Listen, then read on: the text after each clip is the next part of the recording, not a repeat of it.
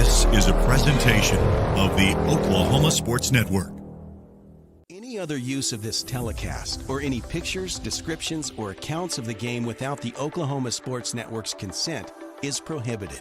It may not be reproduced or retransmitted in any form, and the accounts and descriptions of this game may not be used without express written consent.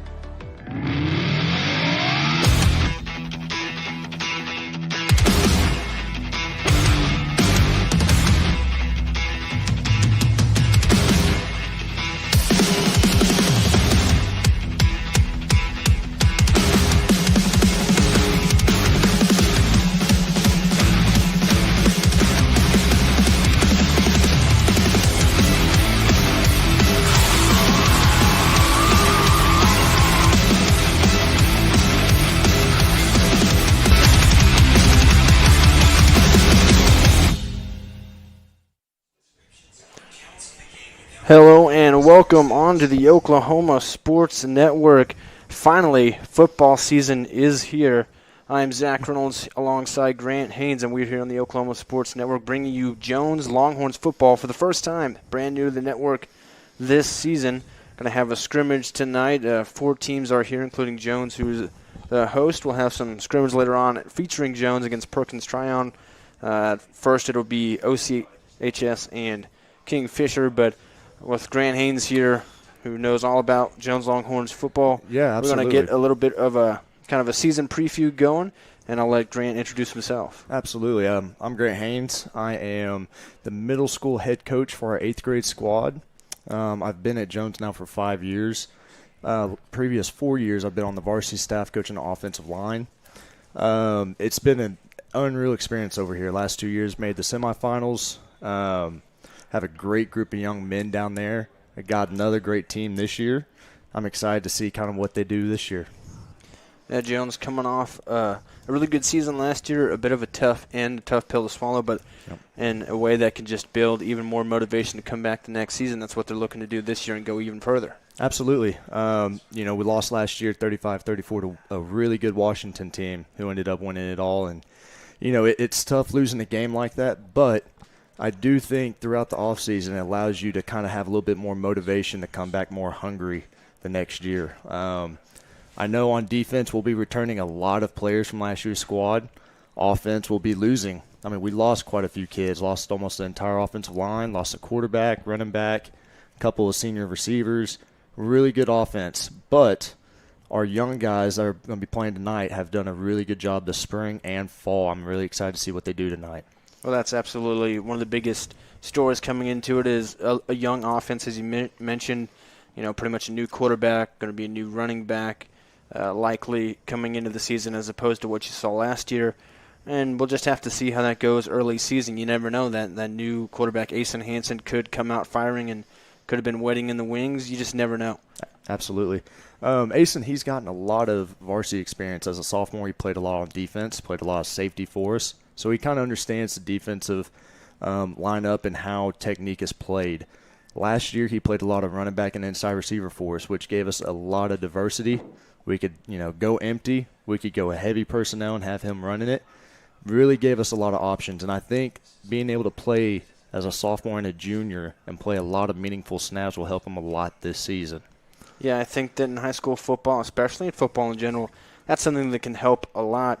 Is when you get to play both sides of the ball, as you were just mentioning. And I think, looking at the running back room, what that could potentially be like this season, there's some guys that maybe showed up on defense last year might have to show up more on offense this year that can use those skills on both sides. Absolutely. I think that's something that, throughout spring and winter, you're sitting there, trying to figure out where can this kid help us next year. You may have some sophomores that are growing up that may be able to play defense. You may have to move some of the defensive guys over to offense. You never know who's going to move in. At this age, with the transfer portal, as some people call it, you never know who's going to show up your doorstep. And so I know Jones has gotten a few kids that have moved in. He's gotten a running back from Edmond North who I think he's done a great job. He's a little bit more of a downhill runner. Name is Coda. Done a tremendous job. Up front, we've gotten a few guys that have been in the program that are going to, have the opportunity this year. So I'm really intrigued to see how it all meshes together. Like anything else, especially offensively, if you have a unit that can mesh together, that's played together for a while, that's typically when you're going to really succeed. So I think with this being a whole new group, they're going to be able to mesh together this whole season. I think it's going to be really productive for them. So we've talked about the offense and how, we're just going to have to wait and see in the early goings. But the defense is the side of the football that I think we know what to expect a little bit more and should be really good. There's a lot of playmakers on that side that are returning this year. Absolutely. Looking at our defense, man, we've got a couple of kids that have played, a ton of football. Looking at our corner spot, we may have Creighton Jones out there. He may be playing a little bit both sides, 6'4", 190 pounds, real long, lanky, extremely athletic, extremely smart. I think he'll be able to help us out on defense. We'll see how much he goes over there and plays. Another one is Mason Templeton, number 2. Man, you talk about an old school, knock-you-in-the-mouth football player. That dude will hit you. He'll be coming off the edge, kind of playing linebacker in space, what we call the bandit. Sometimes we'll move him inside, let him play in there. And then we've got Luke DeBusk as the middle linebacker. Guy started 24 games as a junior. Okay, so he's been able to go to 2 semifinal appearances as a freshman and as a sophomore starting. That's unheard of. So he's going to, really help us out in the middle. Defensive back wise, you'll have a few new faces that they're going to try out. I know there's a couple freshman kids that they've been really intrigued with. We'll kind of see how that shakes out. I know they're going to try to see how that looks tonight with Drew Thomas and Jet Bybee. And then looking up front, I really think this group up front could be extremely special and can really disrupt a lot of teams. You have Chappie, okay? You have Cruz Cranford. You have kind of a committee at the nose tackle spot. Could be a couple, different kids going in. And then at the other defensive end spot, you'll have kind of a rotation as well. So really good group. Like I said, group that's really came in and has really bought in and has gotten really, really tough to handle. I know in springtime, as an offense, you're only as good as what your defense gives you. And defense didn't give them much, and I think it made the offense that much better this spring going into this fall. Yeah, you're somebody that could probably be considered an expert on Jones football. I'm new to the area, and as I was doing my research coming into this, getting this opportunity on the Oklahoma Sports Network to cover Jones, I was trying to, find in as many huddle videos as I could, trying to do a little bit of research. And the 2 guys you had mentioned that stuck out to me a lot were Chappell and then Luke DeBusk as well, 2 guys that just, like as you were mentioning about somebody else, about Templeton, I believe, they just run and hit you. And, that's old school football.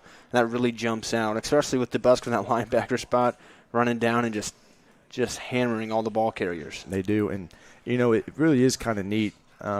Seeing those kids throughout junior high and then now coming up through high school, it's neat seeing the growth. A kid like Caleb Chappell, man, he was kind of in that spot to where does he play linebacker, does he play defensive end, do we play him as a 3 technique, where are we going to put him at? And he's really blossomed and it's gotten really strong, really big to where we can put him as a 3 technique and let him go to work. I really think he's going to be one of the toughest kids to block one-on-one just because of his high motor.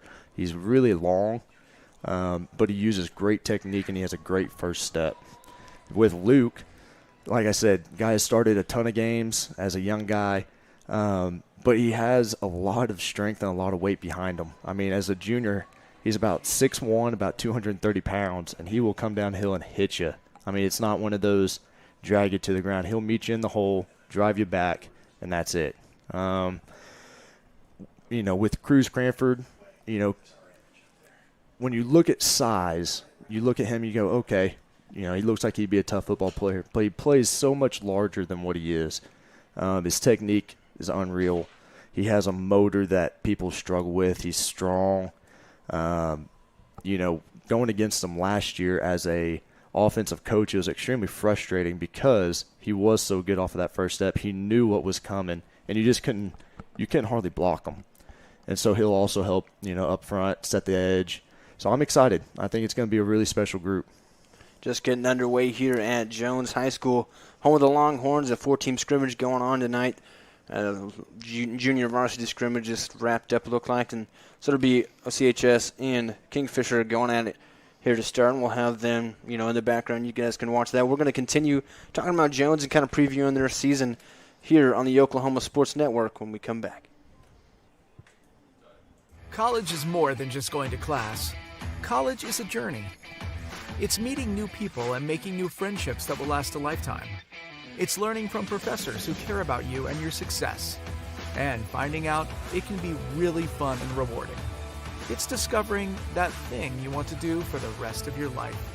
Cameron University is all about helping you grow and succeed, because your success is our success.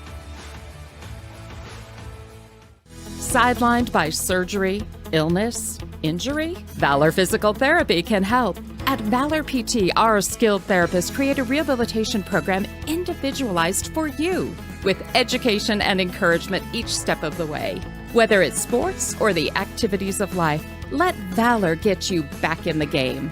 Start now at 405-265-6449. No referral needed. Mention Oklahoma Sports Network and get a free t-shirt at your first appointment.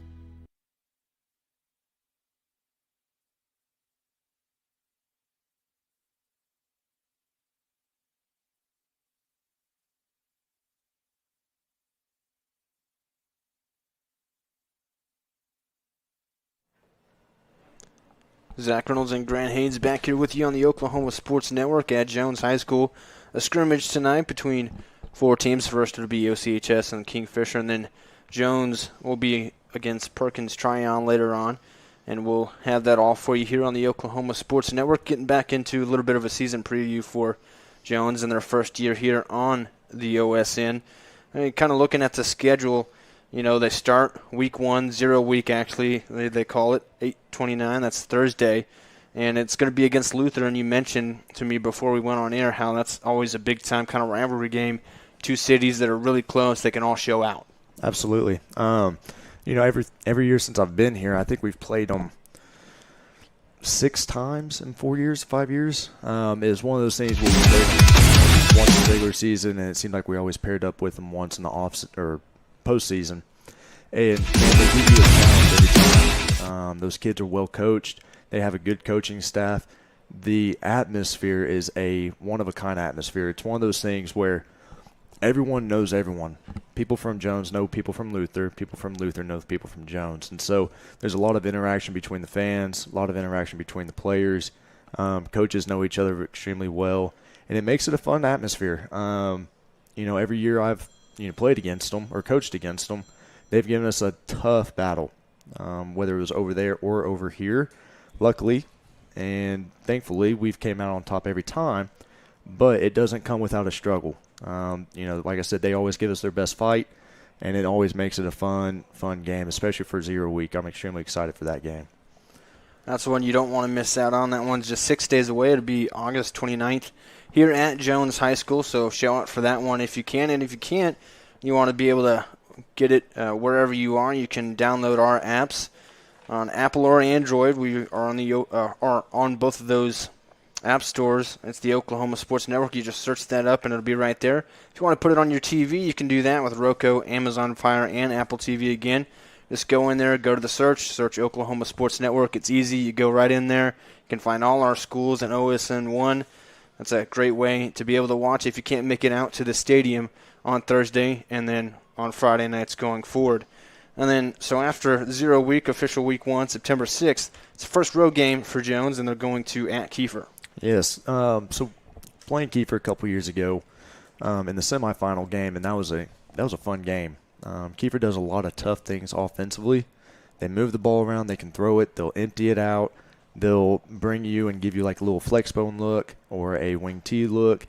So they do a lot of different things. They make it tough on defensive coordinators. I know our defensive coordinator, Coach Steverson, was wanting to pull his hair out when game playing against them. But like I said, played them in the semifinal game, beat them. It was a close game. It was a fun game. But they remind me a lot of us, kids that just went out there and played hard, played for what was on their helmet. They played for their town. It was a neat deal, and so I'm excited to go up there and kind of make this a 2-year deal. So after that, there are a couple of home games in a row for Jones after their first away game. First they'll face off here against Bethany, and then Perry to follow that, which gets into district play, I believe. Absolutely. So Bethany, we've played them this would be the 5th year we've played them, and we've split the series 2-2. And like I've said before, they've been a really tough non-district opponent. They play up in 4A. They play in a really tough 4A class. Every year we've played them, it's been close. We beat them the first time around. They beat us the second and the third, and then we beat them last year. But every year it's been a fun game. They always have, like I said before, some tough kids that will play hard, run hard. Defensively, they typically run like an odd stack, extremely aggressive. So it's always a fun game. So after that, you go on to Perry, then that starts out district play on September 27th. Yeah, so looking at Perry this year, so our district has changed up. We've had redistricting, and then we had to redistrict again due to ADM numbers. And so Perry is coming to our district. It's been about 5 to 6 years since we've played Perry last. I know they've got a big receiver, 6'5", 6'6" receiver that they like to get it to. He can run. But I know we can game plan for, a player.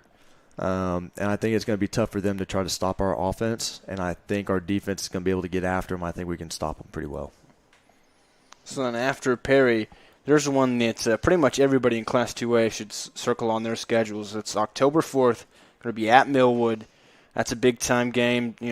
Jones and them both pretty much consensus ranked in the top 5 of Class 2A1. So that's a big-time matchup with potential playoff and seeding implications and everything like that. No doubt.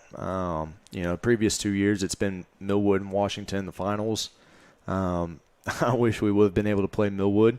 I really do. I think they're a tough team. I think they're a good team. But I know whenever both of us play, it always makes for an outstanding game. We've played them about 3 to 4 years ago. We played them, lost to them here at home, and then the next year we beat them at their place. And so as far as the record goes between the two, it's been pretty even. They always have kids that are extremely athletic. It's tough to game plan for because you always have to try to stop a couple of kids. Offensive line-wise, they're typically pretty physical, pretty fast. Quarterback, I know they've got a young, kid that's played a ton of football, much like our junior kids have. He's kind of the same way. He's played in 2 state championship games, played a lot of football. He knows how the game's going to be played. And so I think being able to stop him and I think being able to kind of get after him a little bit up front will be a good way to, game plan against them. So after that big-time matchup at Millwood on October 4th, you follow that up to next week, October 11th. It'll be back here at the home of the Jones Longhorns, and it's going to be against Crooked Oak. Crooked Oak. So haven't played Crooked Oak in a long time. Crooked Oak, I believe, moved down from 3A, if I'm not mistaken. I need to check that. They're a team that I think with a new head coach, I think they'll be able to get more kids out. I think they'll be a little bit tougher to go against. It's a tough school to win at, especially in the 3A level because you've got a bunch of private schools up there, and 3A is a tough class, much like 2A1. And so I'm intrigued to see how they come out, what they line up in, defensively, how they play. So I'm excited to see how they match up with the Jones Longhorns. All right, after that, Jones goes on the road again to Chisholm. That's 2 weeks in a row. They'll be on the road, Chisholm, and then Mount St. Mary's after that. Yeah, so Chisholm played them the first round this previous year. Man, they like to spread it out. Their head coach, coached over there at Choctaw with Jake Corbin, another guy who likes to spread it out, throw it around, and it makes it for a tough matchup. Anytime a team can go empty, they can kind of try to pick their matchup, and it really kind of dictates what a defense can do. And so being able to game plan against that, get pressure on the quarterback. He's only got 5 offensive linemen that can protect for him out of empty. So if you can find a way to kind of man him up, bring some pressure or zone blitz them, I think we'll be able to get after them. But they're going to be a tough team. So then after that, they go on the road again to Mount St. Mary's. On October 25th. Yes, absolutely. So New head coach this year, J.D. Runnels. I know he's got a lot of excitement going back into the program. I know they've gotten a few kids over there in the program, and they've got a quarterback, Harrison Tizio. I know he can play a little bit. He can throw it a little bit. But much like Chisholm, they're going to try to, spin it, throw it around everywhere. Defensively, we can anchor down on those wide receivers and bring a little bit of pressure, get after them up front. I think we'll be just fine. And then Jones returns home. It'll be the last home game in the regular season, senior night. It's actually going to be against one of these teams out here on the field that's starting their half of the scrimmage. You can watch and scout up on them as we continue our Jones preview, but it's OCHS. Yeah, so OCS here's on defense in the red. They've been in 2A with Jones for quite a while. Jones has played them for a while in the 20 teens. OCS is always tough, kind of like what we've talked about before. They try to have some tough kids out there, try to run the ball, but they are also throwing the ball quite a bit. Now defensively, I know the previous year they ran what we call an Okie front or a bear front, 5 defensive linemen, 1 to 2 linebackers, and so I'm kind of intrigued to see what they do this year. It looks like they're starting out in a 3-3 stack, 3-4 look. I'm kind of intrigued to see what Kingfisher does. Oh, got a fumble. All right, so you have to wait to see what Kingfisher does on offense. I'll have to wait and see. But it looked like they started out in an odd front, 3-4 look. Very aggressive to the football. As you can tell, linebackers run up to the line. So I'm kind of intrigued to see what Kingfisher does if they try to play action off of that. So rounding out the regular season schedule for Jones is going to be at Blackwell. At Blackwell. Much like Crooked Oak, I think they're a team that hasn't had a ton of success here as of late, but I think they're a team that could get some success with the 2A split. I don't know a whole lot about them. I know, 11 to 10 weeks, that's quite a ways. You never know what's going to happen as far as injuries go or who's going to move in somewhere. But I know, you just never know, especially in the younger classes or smaller classes, what person moves in, what kid is moving up, and 1 to 2 to 3 kids can really make a difference on a team. So I'm intrigued to see what they have coming up this year. So that's a look at the Jones schedule this season, or at least the regular season schedule. Obviously, aspirations to make it back to the playoffs and go just as deep and even a little bit deeper. Absolutely. Only really another game to go deeper, but that's what you want. You want to get to the end. Absolutely. Well, I think, the last 2 to 3 to 4 years, 2A's been pretty tough. 3 years ago, Marlowe was in it, Metro Christian was in it, and then they moved on up to 3A. Well, this year, those teams come back down. I know Washington's in a district with Marlowe. I think Marlowe is going to be right up there. I think they're going to be really good. Metro Christian's going to be really good. Talk about a team that's going to spread around and throw it out, find matchups, much like what you're seeing right here with OCS. Empty formation, motion, try to find the best matchup. And then here we go. Got the now screen heading out there. Good blocking, about an 8 to 9 yard pickup. High school football seems really difficult, but it's pretty easy. Look at your numbers. Okay, so all OCS is trying to do right now is they're trying to line up, trying to see how Kingfisher is going to play according to numbers. Are they going to match your numbers? Or are they going to bring one more, one less? If you got more numbers of them, it's pitch and catch. Throw it out there. Let your kids go and run. Saints up into the red zone here in their version of the scrimmage. Again, Jones will be scrimmaging against Perkins Tryon later on, and we'll be bringing that to you, do more formal play-by-play and color kind of style here. Just going through a little bit of a Jones preview with this in the background, but OCHS, a team on the schedule, you want to keep an eye on them. They're on offense right now. Quarterback scrambling around, showing off the wheels. He's got the edge and going for the pylon. Oh, got a block in the back, looks like. That's got to be frustrating as a coach. You get your quarterback, makes a great play, gets all the way to the pylon, reaches out, and there's a flag because blocking somebody in the back that's probably not making the play anyway. Oh, yeah. We've experienced that the last couple of years. Playing Davis and Victory Christian, we've had some great blocks. To me, they're never holds. Broken long runs or broken long passes or scrambles, and then we get a holding call that, in my opinion, wasn't a hold, but ref threw it, so it was a holding call. Oklahoma Christian knocking on the door here.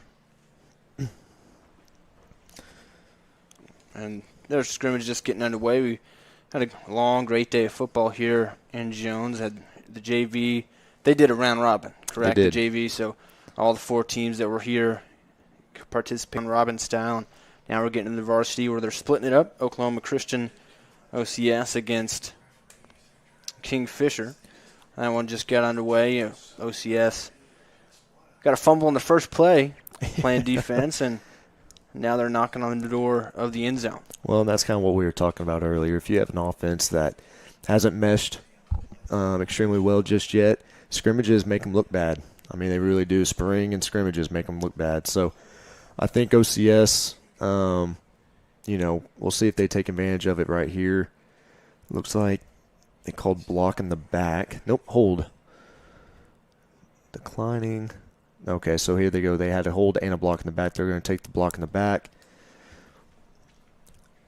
Still in the red zone, right at the 20 now. Yep. So Kingfisher, they're lining up in an odd stack, and they're going to try to match every number that OCS is going to bring their way as far as formation goes. Getting the play call from the sideline here. All right, and so this here is they go. a running clock for these scrimmages. There's about 10 minutes left. So empty formation here. They're going to see how Kingfisher matches numbers. And bring someone in. Motion. Oh, a little confusion right there. Uh-oh. Better make something happen. And that play just got blown up immediately. You could see that something didn't get communicated correctly on the OCS side. And it looked like Morris, who I've got on this roster listed number 4, going across the motion or across the formation and throwing his arms up as he went across, and just a little bit of confusion. As a coach, that's something you never want to see. You never want to see palms up as they're supposed to be motioning across. That's usually a recipe for disaster right there. This final scrimmage here kind of last look to kind of iron these things out and make sure that you're good to go on game day. So here we go again, empty formation. So down here on the bottom, they got 2 over 2. Up top, they got 3 over 3. And we got a timeout. So numbers-wise, looking at that, if I'm OCS, I like both sides. You've got good numbers. Anytime you're 3 versus 3 or 2 versus 2, you take it. Anytime they got one more than you, try to find somewhere else to go with the ball. Well, while they're in this timeout, we're going to take the opportunity to step away for a second. We'll be back with more scrimmage and Jones preview on the Oklahoma Sports Network. College is more than just going to class. College is a journey. It's meeting new people and making new friendships that will last a lifetime. It's learning from professors who care about you and your success. And finding out it can be really fun and rewarding. It's discovering that thing you want to do for the rest of your life. Cameron University is all about helping you grow and succeed. Because your success is our success. Sidelined by surgery, illness, injury? Valor Physical Therapy can help. At Valor PT, our skilled therapists create a rehabilitation program individualized for you, with education and encouragement each step of the way. Whether it's sports or the activities of life, let Valor get you back in the game. Start now at 405-265-6449. No referral needed. Mention Oklahoma Sports Network and get a free t-shirt at your first appointment. Zach Reynolds, Grant Haynes back here with you on the Oklahoma Sports Network here in Jones, Oklahoma, home of the Longhorns, and got a 4-team scrimmage going on. And first off, it's OCHS and Kingfisher. OCHS on the move after a couple of penalties up to the 20 and another flag thrown. So they're scrimmaging first, and then Jones will be in scrimmage action later on against Perkins Tryon, and that's really what we'll dig deep into. But, we're going to keep an eye on all the Oklahoma high school football, especially Oklahoma Christian here. They're on the schedule for Jones this season. Absolutely. I think it's been good to see. They've been opening up with empty a whole bunch. I know they did it a lot last year. Looks like they're staying consistent with that. This is kind of where I'm interested to see what they're going to do on defense. I know last year they ran kind of a bare front, 5 defensive linemen. Kind of intrigued to see what they do this year. It looks like they may be a even front. Kind of hard to say until they get lined up here. But from year in, year out, you never know what teams are going to do until you get that year film on them. And so right now it looks like I said, almost looks like they're going to line up in a 4-2-5. Almost looks like they're playing man down here on the bottom. The Saints started on defense and forced a fumble on the first play from Kingfisher here. It's a handoff and nowhere to go for the Kingfisher running back. He is stuffed right at the line. Yeah, and, what we've talked about before, OCS is very aggressive. You watch their linebackers, and they get up and they run downhill. Look, if you're a Kingfisher coach, you see that. You think, okay, well, we may have a screen dialed up here in a second, a tunnel screen or a little slow halfback screen coming out of the backfield. We'll see what they do here. And lost a yard on that play, so it's 2nd and 11 in this running clock scrimmage. And the shotgun formation, the quarterback takes it, and they blow this one dead. Might be a penalty here. False start maybe. I think we've had almost a flag almost every play. But you know what? It's good. I tell you what I like. I like seeing all the referees down here on the sideline. There's been a big shortage of referees here the last, 5 to 10 years. It's really good seeing referees step in and want to do this. I'm telling you, it's a tough job having to deal with coaches and players. I'm really happy to see them in here. Yeah, that's something that all of us around Oklahoma football have been talking about. Oklahoma high school football, the shortage of referees, got a lot of them out here. And that one's going to be complete, and a nice tackle there from Oklahoma Christian. Immediately going to the legs of the ball carrier and taking him down right after the catch. Yeah, it was a good tackle. OCS, it looks like they're playing man in the back end. So while you're playing man, you can't get right up in their face. You get beat, that ball's going deep. And so you're going to see them give a little bit of cushion. So I think those little pass plays like that, little hitches, little slants, something underneath, I think is going to be tough for OCS to cover. So it'll be 3rd and 3 here. A short way to go for Kingfisher, back on track after a loss of 1 on their first play, run play, and they went past there. Now this is where you're really going to see kind of what OCS wants to line up in. Okay, so it looks like here they're going to give you more of that 5 down front. Here's a jet. A handoff on the jet sweep, and right near the line, looks like he's going to have a first down. That's just a really good play design right there. Absolutely. When you're going against man coverage, jet is tough to beat.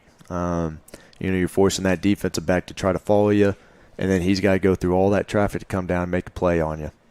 Good play call.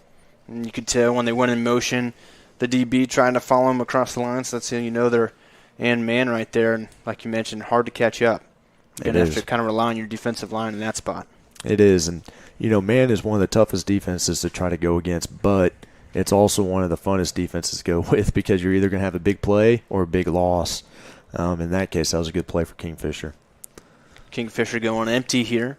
The quarterback's got it. It drops back, fires across the middle. That one's tipped up and will fall. And now we have a flag flying in. OCS maybe started to tackle a little bit there before the ball was there. Yeah, safety made a good break on the ball. Got there a little early. But I thought the recognition by the defensive back was good. So we'll see what the penalty is, but all indications based on where and when that was thrown, that it'll be coming back for Kingfisher.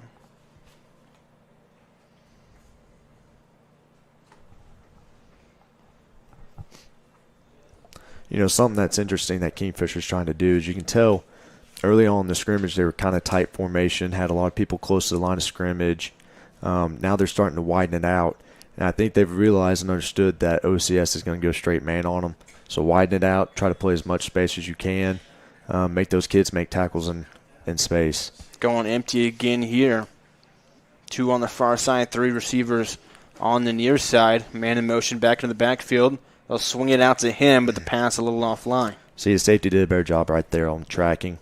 Number 7 for OCS, little safety. He was on number 4. Number 4 goes in orbit motion behind the quarterback. Safety just started shuffling, playing more downhill. Did a much better job of working through the traffic. So it'll be 2nd and 10 now for Kingfisher. just past the 50-yard line, ball at the 51. It's always funny. You can tell when the refs are telling the players to pull up their knee pads or pull down their knee pads. 'Cause there's about 4 or 5 of them that didn't. Here we go. Motion again.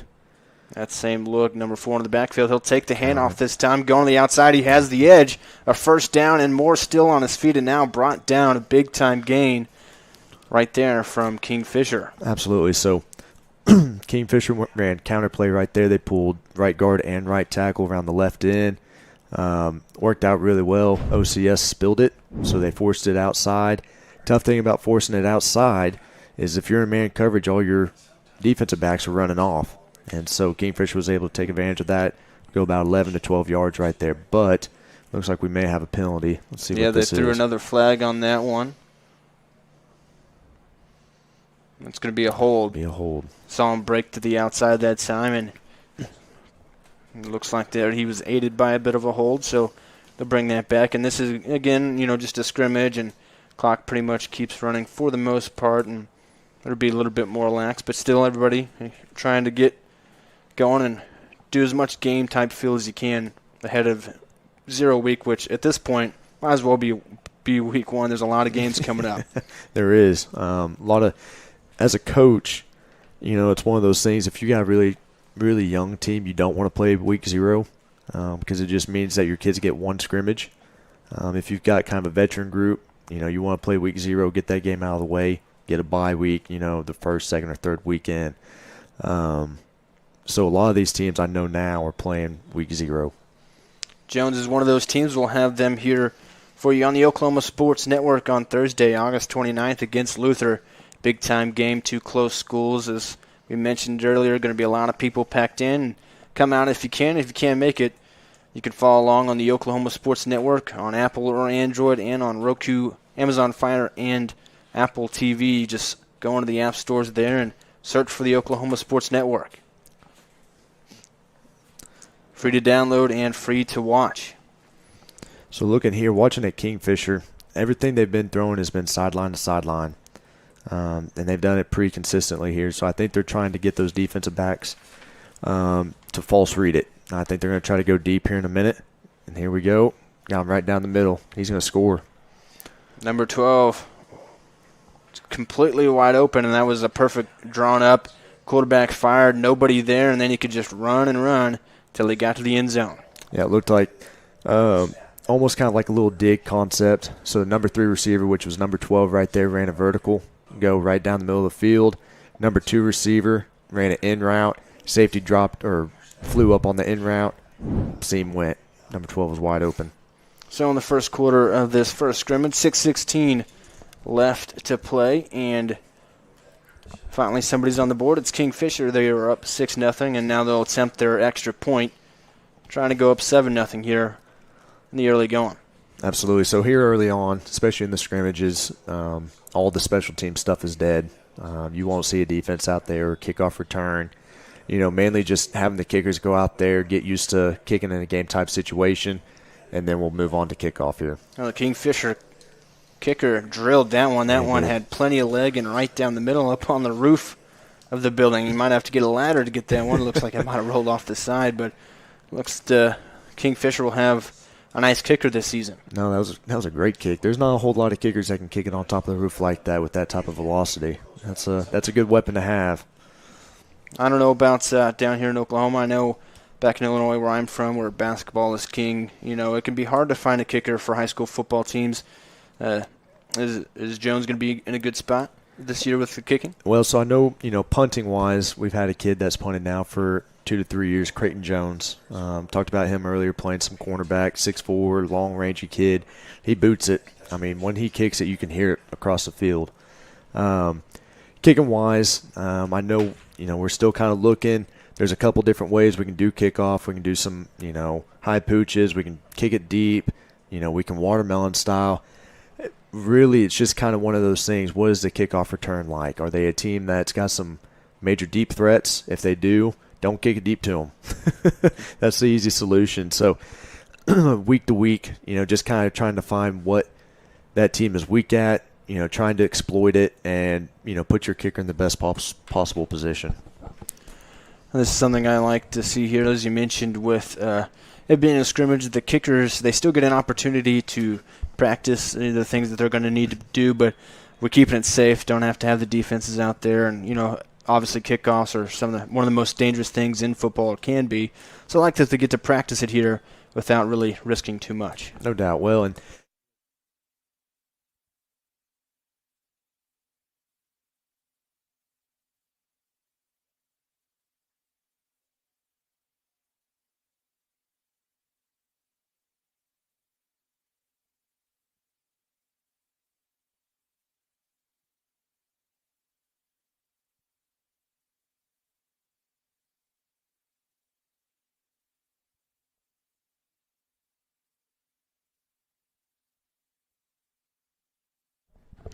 all right, so looking at OCS here, still empty formation. They like to bring the running back kind of in that H-back position, trying to see how Kingfisher's going to line up. If I'm OCS, I still like my receiver options outside. So here we go in motion. Looks like Kingfisher's a man. They're back to it. Yep. It'll be on the ground, up the gut, and a nice run there for OCS to start things off. Absolutely. It's pretty interesting seeing both teams run a whole lot of man right now. You get in that empty formation. There's only a couple coverages you can really get in. You can get in quarters or cover 4, man, and that's really about it. Is that something that you think they're just trying to try out here since it's a scrimmage, nothing on the line, maybe trying to get a better look, get more used to it? Well, I think it's one of those things where you make your opponent look at it and practice it. I know if you're wanting to try anything, this is the time to do it because, this next week your opposing team is going to have to practice it. You want them to waste time practicing something that you may not even do. So this is a good time to look at it. It may be something you use next week. It may not.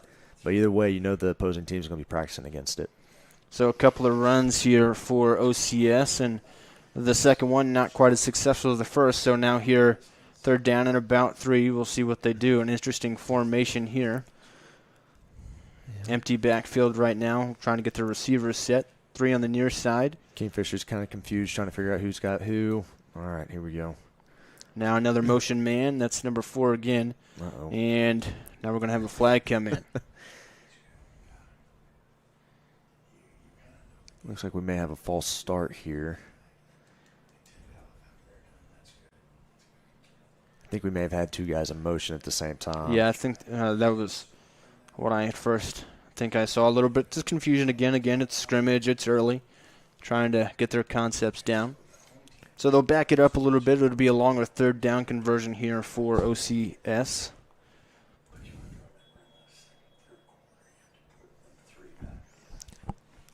Formation-wise, this is a tough formation for defense line up to. If you have a running quarterback, he can pull it down and run it. Go play action here. Fires down the middle of the field, and that one's picked off by number 7 for Kingfisher, and he'll try to return it, and he is tackled down just across the 40 into OCS territory. Yeah, tough move. Had to roll out up the top, had a little comeback route. Down at the bottom, we had a post. Safety did a great job of reading the quarterback's eyes and, making a play on it. Tough thing about it for the quarterback is he's having to throw back against his body. When you're having to make a throw like that, typically bad things happen. Each team is forced a turnover on defense now here in the scrimmage. 7-0 Kingfisher, 4:40 to go left in the first quarter of their scrimmage. And again, we remind you that Jones will be taking on Perkins Tryon in a scrimmage form after this, and we'll have that for you as well on the Oklahoma Sports Network. And we won't be calling them by their numbers as much then. We'll have that one more down, I promise. But Kingfisher back on offense, trying to add to their lead. Quarterback takes the snap, play action again. He's on the rollout left, fires. Well, a tough catch, still on his feet, going right down at the first down marker. What a catch, and then he stayed on his feet as the DB came in trying to knock him down. Very nice catch. Had really good protection up front. Quarterback did a great job of getting depth, finding that little comeback route, hitting him. Man, receiver made a great catch. Great play after the catch. And good timing there between the quarterback and receiver. That was really seemed like a timing route. Absolutely. You notice how the ball came out before the receiver even turned around. You're exactly right. That's what we call a timing route right there. So it'll be a fresh set of downs for Kingfisher. One play and a first down for him on that nice pitch and catch. could be pressure coming off the edge here. A handoff, and he is just swallowed up behind the line. See, this is what, watching OCS defensively, this is kind of what I saw last year. They're kind of getting back into their 5-2, cover 0. It's tough to run. You're running against 7 guys right there. So, if I'm, coaching against that, I want to try to get the ball outside.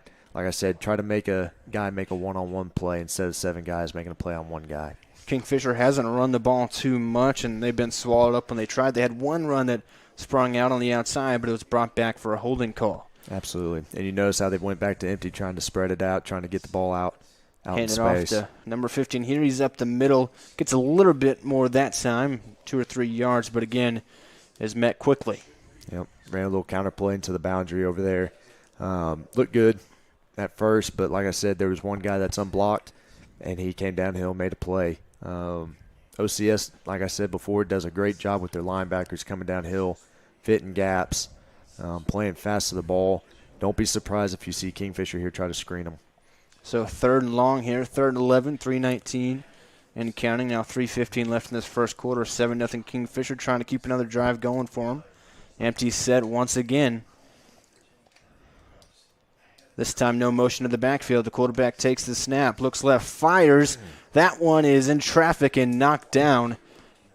The Kingfisher receiver there was covered up by a couple of OCS Saints, and that one fell to the ground. Yep. Gave you kind of a man look. Had 5 guys walked up on the line. They ended up dropping the 2 defensive ends to kind of play in a zone under man look. Whenever a team does that, it makes it tough, especially when it's 3rd and long like that. When a team's dropping 8, it makes it tough to try to find a window. We talked about this Kingfisher kicker's leg earlier on the PAT. Now he's got a chance to really show it off. This would be a long field goal. Yeah, it looks like, a 36-yarder? And he boots this one away. Got plenty of leg. And right down the middle again, it looked like nope. Not just off the angle. That looked good from here. They call it no good. I'll have to had plenty of leg. I'll give him that much. Yeah, you put that in the middle of the field, he'll make that, I think. That was a heck of a kick.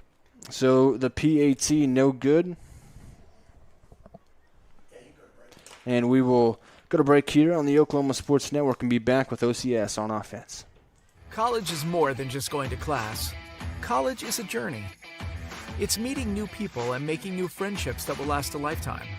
It's learning from professors who care about you and your success. And finding out it can be really fun and rewarding. It's discovering that thing you want to do for the rest of your life. Cameron University is all about helping you grow and succeed. Because your success is our success. Sidelined by surgery, illness, injury? Valor Physical Therapy can help. At Valor PT, our skilled therapists create a rehabilitation program individualized for you, with education and encouragement each step of the way. Whether it's sports or the activities of life, let Valor get you back in the game. Start now at 405-265-6449. No referral needed. Mention Oklahoma Sports Network and get a free t-shirt at your first appointment.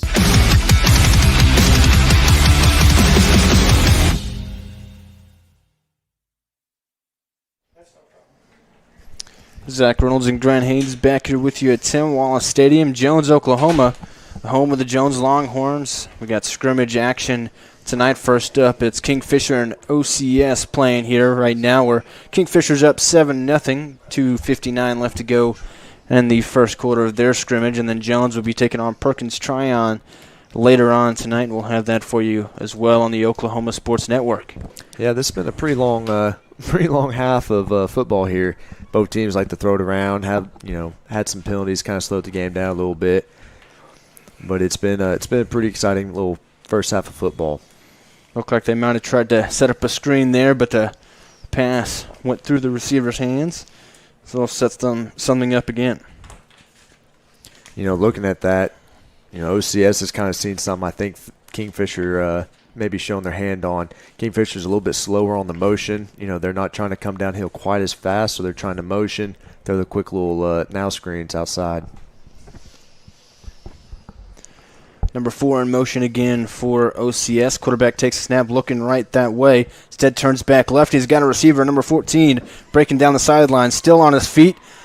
And he is going to be across the 50 and knocked out of bounds, but a great play there for OCS, moving the sticks and then some.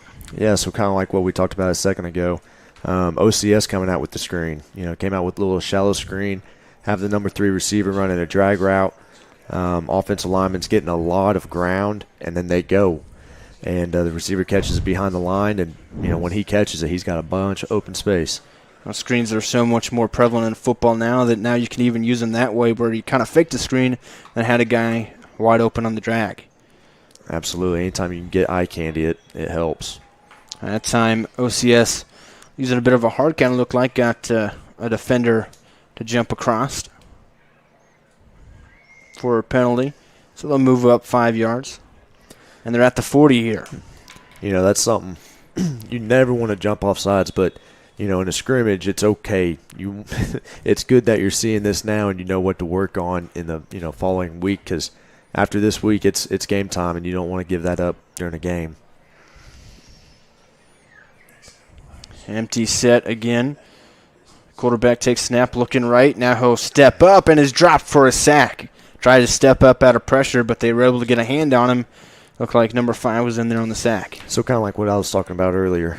When you're in empty formation, you've only got 5 offensive linemen blocking for you, and so your time to get that ball out's a little bit shorter. And so if you've got long routes out of empty formation, it puts a real strain on your offensive line. And, right there we had a receiver breaking open in the middle, but just wasn't able to give him quite enough time. So they had a penalty and then the sack, and now it's pretty much even at 2nd and 10. 2:05 left in the first quarter.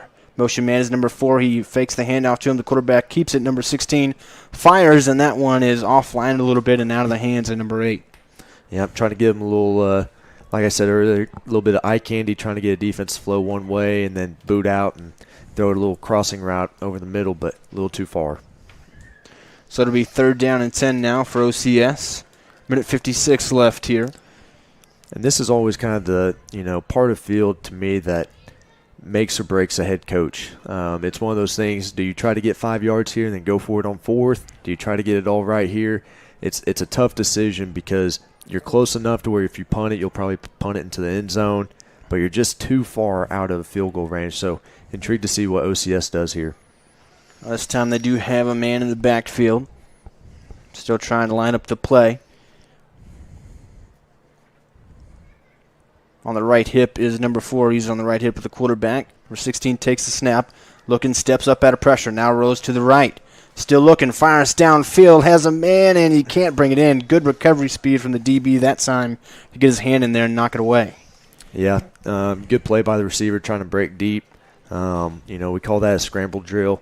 It's a lot like, backyard football. Quarterback comes running to you, and you've got the shallow route. Break it deep. You never know when you'll break wide open. And receiver had a step. Cornerback made a good play on the ball. So I'm kind of intrigued to see what OCS does here. Looks like they're going to go for it. That's a scrimmage. Yep. Why not? Why not? Great time to show something you haven't shown yet, right? It'll be 4th and 10 from the 45. Another empty set for OCS. Both teams like to run that. 16 takes the snap, looks right, fires a long downfield, has a man. That one is caught inside the 5-yard line. Went back to his man, number 8, that time. This time he could haul it in. Man, that was a great catch. Defensive back all over him. Defensive back probably got away with a pass interference call, but that was a great play by the receiver going up and getting it. So now OCS knocking on the door of the end zone, trying to get into it. They're down 7-0, trying to erase that deficit here. Number 4 in the backfield. He'll take the handoff, and he is met right at the line of scrimmage by Kingfisher. Yeah, that was a good play by Kingfisher linebacker. You get down the goal line, you've got a couple different options. You either try to pack everyone in the box or you try to widen everyone out, try to use every little inch of space you've got. It looks like OCS right now is going to try to just punch it in. You're about 3 yards. If I'm OCS, man, let's see what your offensive line's got right here. Let's run it. First and goal from about the 3-yard line here, or second and goal now, rather. And how about that shot play on 4th and 10, by the way? Man, beautiful. Worked out for him. Man in motion here. Comes across the formation. Quarterback takes the snap. Looks Running right. back. Fires. Has a man open, but it's out of his hands. He was in the end zone. That's number 4. Couldn't haul it in. Absolutely. So it'll be 3rd and goal. No, that was really good play design. Outside receiver runs a little slant route. Tries to run into the linebacker that's covering number 4. Number 4 wheels out the backfield, and had it open, just wasn't able to complete it. Now looking to the sideline, trying to get the play for 3rd and goal here. You went for it on 4th and 10 and got it, so you might be 4-down territory here. We'll see what they do. Looks like they'll be in the shotgun with 4 in the backfield.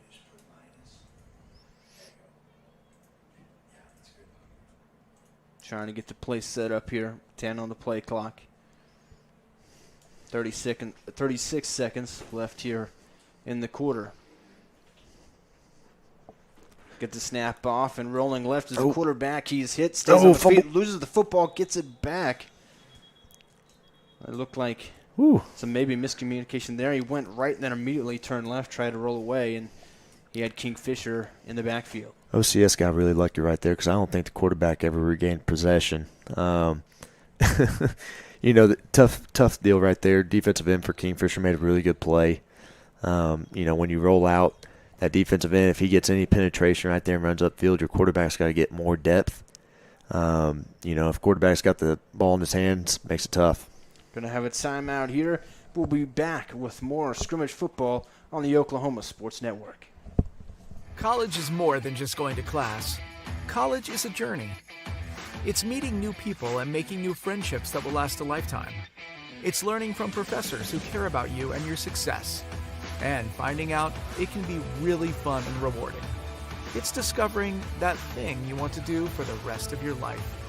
Cameron University is all about helping you grow and succeed. Because your success is our success.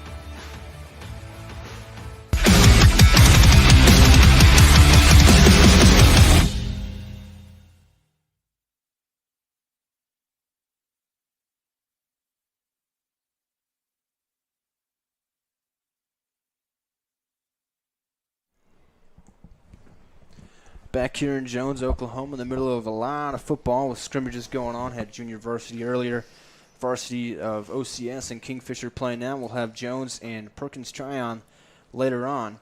OCS still on the goal line here. They're backed up to the 5-yard line. It'll be 4th and goal from the 5. Yeah, we'll see what they do here. Like I said, you got about 10 seconds left in this half. This will be the end of this portion of the scrimmage. We'll see. They're going to try to use the open space. They're going to try to run it up inside. I know the quarterback, he can run a little bit. I don't know if you necessarily want to run him here in the scrimmage. Man in motion, that's number 4. And QB fakes the handoff, steps up, trying to get away, and he is knocked down again. Back-to-back plays. Kingfisher knocking down the QB. Kingfisher defensive end made a good play. OCS does a whole lot of play action, does a lot of motion, fake motions. Anytime you play action and the defensive end comes up, makes it tough on the quarterback. So that's the end of the first half of this scrimmage, and Kingfisher on top, 7-0. We'll be back with more football action on the Oklahoma Sports Network.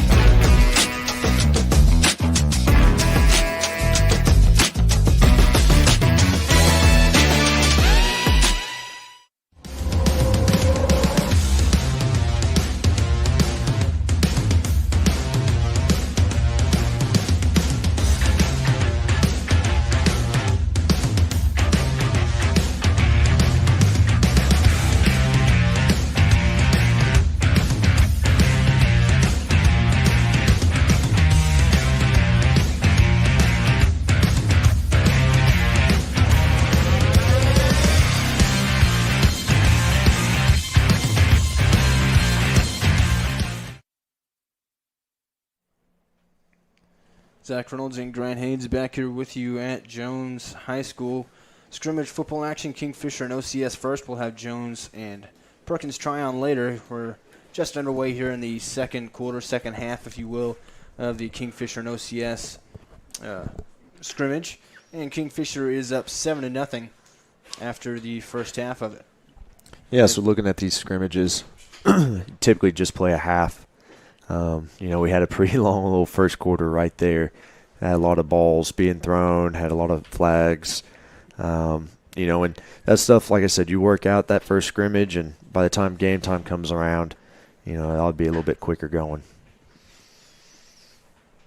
So across the 50 here, after a big gain and a penalty, it's Kingfisher, quarterback on the rollout right, fires and has a man. And that one, a big-time hit from number 4 there, but so some sportsmanship and picks him up. Oh, that was a great hit. Good route. I mean, it was a good play by the offense, even better play by the defense, knocking that ball loose.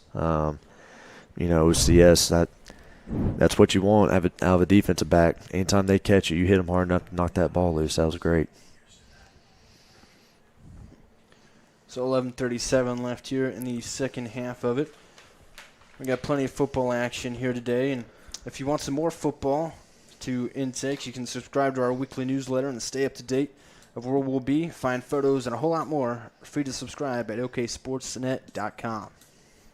Looking at Kingfisher here, Kingfisher's got some really good size up front. Running counter. Going with a run here. Number 4 still on his feet, and then he is swallowed up by a couple of big OCS defenders, but a nice run there on second down. I think what we're starting to see is a little bit of Kingfisher's size starting to kind of wear down on OCS. Looking at OCS on the defensive line, they're muscled up, good size, but, Kingfisher, they're 6'2", 6'3" across, probably 250 pounds across. That good-sized kids. Running back in the backfield here after they ran empty a lot of the first half. Hard count there. He gets a couple of guys to jump across. That's a tough spot. 3rd and 5. As a coach, you're always out there yelling, watch the ball, and then having kids jump. That's pretty infuriating. But, part of the game, like I said, it's better to get that done right now than next week. New running back subs in for Kingfisher. It'll be number 15. He'll be back there with the quarterback number 1. And again, we will have the names for Jones and be a little bit better later on from that scrimmage here. So it'll be a fresh set of downs, or no, looks like they're going to put it at 3rd and 1 up on the scoreboard right now after the 5-yard penalty. So short way to go for Kingfisher. We'll see if they go with power here or try to finesse it a little bit to get that extra yard. I think, Kingfisher's going to try to get the first down right here. But if you look at the receivers, especially down here on the bottom, they've got a favorable matchup just as far as numbers go. Anytime you can get one-on-one, that's what you want. Oh, quick throw, and it's almost picked off. Diving attempt by number 4 out there. He's made several plays defensively for OCS. Almost made a big-time one there, but nonetheless was able to knock it away. It'll be 4th and short, 4th and 1 for Kingfisher. And from this spot on the field, I think they likely will go for it. Yeah, if they trot out the kicker, I'll be pretty impressed. Tough right there. Receiver ran a slant.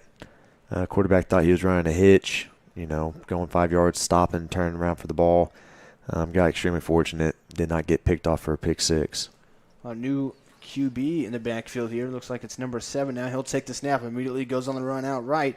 Looking for the edge. He has it and more, and he will skip out of bounds after picking up the first down and some extra yardage almost to the 25.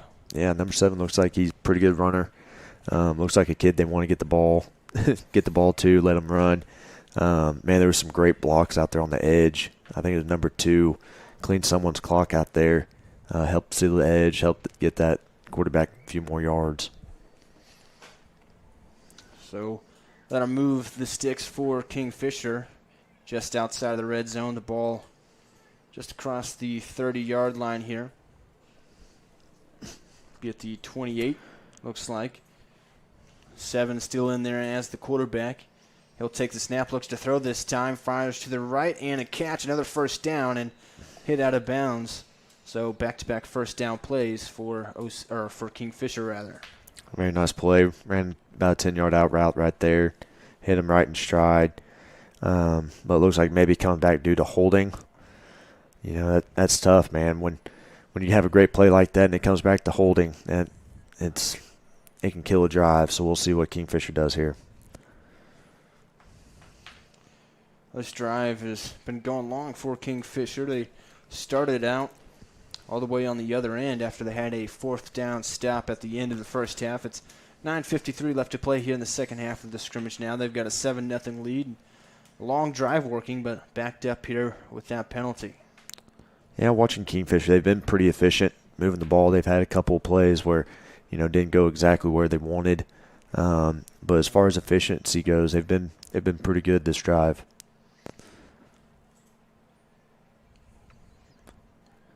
Running back to the left, the QB this time. Takes the snap and hands off to number 15 and immediately swallowed up. Big-time penetration from the defensive line that time for the Saints. Kingfisher likes running that counter play. If they can kick that defensive end out, one who made the play, they've got a pretty nice play set up.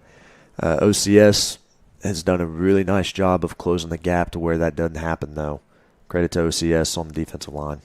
So after a first down holding penalty and a tackle for a loss there, it is 2nd and 23 for Kingfisher here. A long way to go trying to get back to that first down stick. If they can somehow get this first down, they would be into the red zone here on this drive. Long way to go here. We'll see what they do on 2nd down. Not a whole lot of plays that can get you 23 yards in the old playbook, but try to get about half of it here and set yourself up nicely for 3rd down. Quarterback number 1 drops back, fires deep down the field, into the middle, hits his man in stride, and he falls down to the 2 or 1 yard line. What a play there. And they got 23 and a lot more that time. They did. Just when I said they don't have very many 23-yard plays, they pulled out the one that does. Receiver did a great job of getting inside of that defensive back. Defensive back got in the trail position, and wide receiver was able to make a great catch. And that was a great throw by the quarterback. So down there right on the 1 yard line, 1 yard to the goal line, a short yard at that. So they've got that ball placed on the front of the hash marker there. Kingfisher trying to punch it in and out of their 7-0 lead. Got 8:25 left here in the second half of their scrimmage here. Number 7 back in, the quarterback, the runner. He will go to the edge and looks like he's going to be swallowed up in short of the line there. Was trying to get to the edge. It wasn't there, trying to cut it back up, but got met by the defensive line. Watching Kingfisher's really big up front. Don't be surprised if Kingfisher tries to come back here and tries to run a little bit more downhill. Try to use that size to wear down OCS up front. OCS's defense is kind of built for you trying to run it outside. If you look, they've got 2 outside linebackers that are extremely wide. You try to run out there, those guys will try to force it back into all their bodies. So look for them to try to run it up inside here. 7 run again, drops the ball, picks it back up, but then he is brought down or held up in the backfield there. So that's going to be a big loss for Kingfisher here at the goal line. And that's what they had. We're going to run it right through the right B gap, right BC gap, and it was there. Quarterback holds on to it. He may be scoring. So now they'll look back to the sidelines and try to draw up a play here. Now you have to think about the pass, or they could try to run again. As you mentioned, they've got big bodies. They do. With you being at about the 6 to 7 yard line, it kind of opens you up again for passing. So don't be surprised if Kingfisher tries to spread this out a little bit, see if they get to a receiver. You get down there, 5 yards and in, you typically want to let that offensive line just eat and drive people off the ball and try to get it up in there and score. But being outside of that, look to see them spread it out and get the ball outside. Looks to be number 1, another quarterback back in the game, so that could possibly mean the throw here. He's got a running back on his right, number 4. Takes the snap. He'll roll out to the right, looking for something in the end zone. Fires this one up, but it's too high out of the back of the end zone, and now it'll be 4th and goal. Yeah, tough play. Rolling out into the boundary. Doesn't give quarterback just a whole lot of room. Defense made a good job of coming up and forcing him to throw. OCS defensive backs did a nice job of covering up space on that receiver.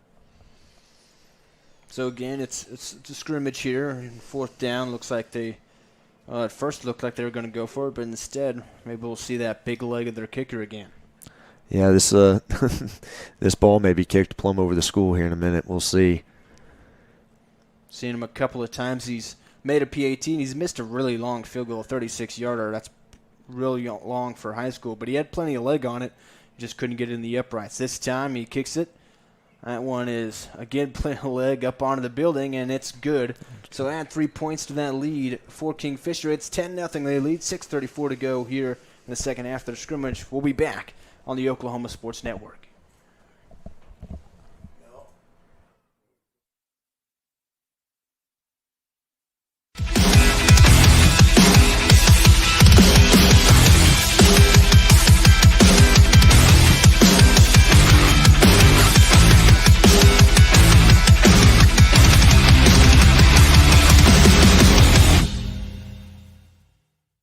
Sidelined by surgery, illness, injury? Valor Physical Therapy can help. At Valor PT, our skilled therapists create a rehabilitation program individualized for you, with education and encouragement each step of the way. Whether it's sports or the activities of life, let Valor get you back in the game. Start now at 405-265-6449. No referral needed. Mention Oklahoma Sports Network and get a free t-shirt at your first appointment.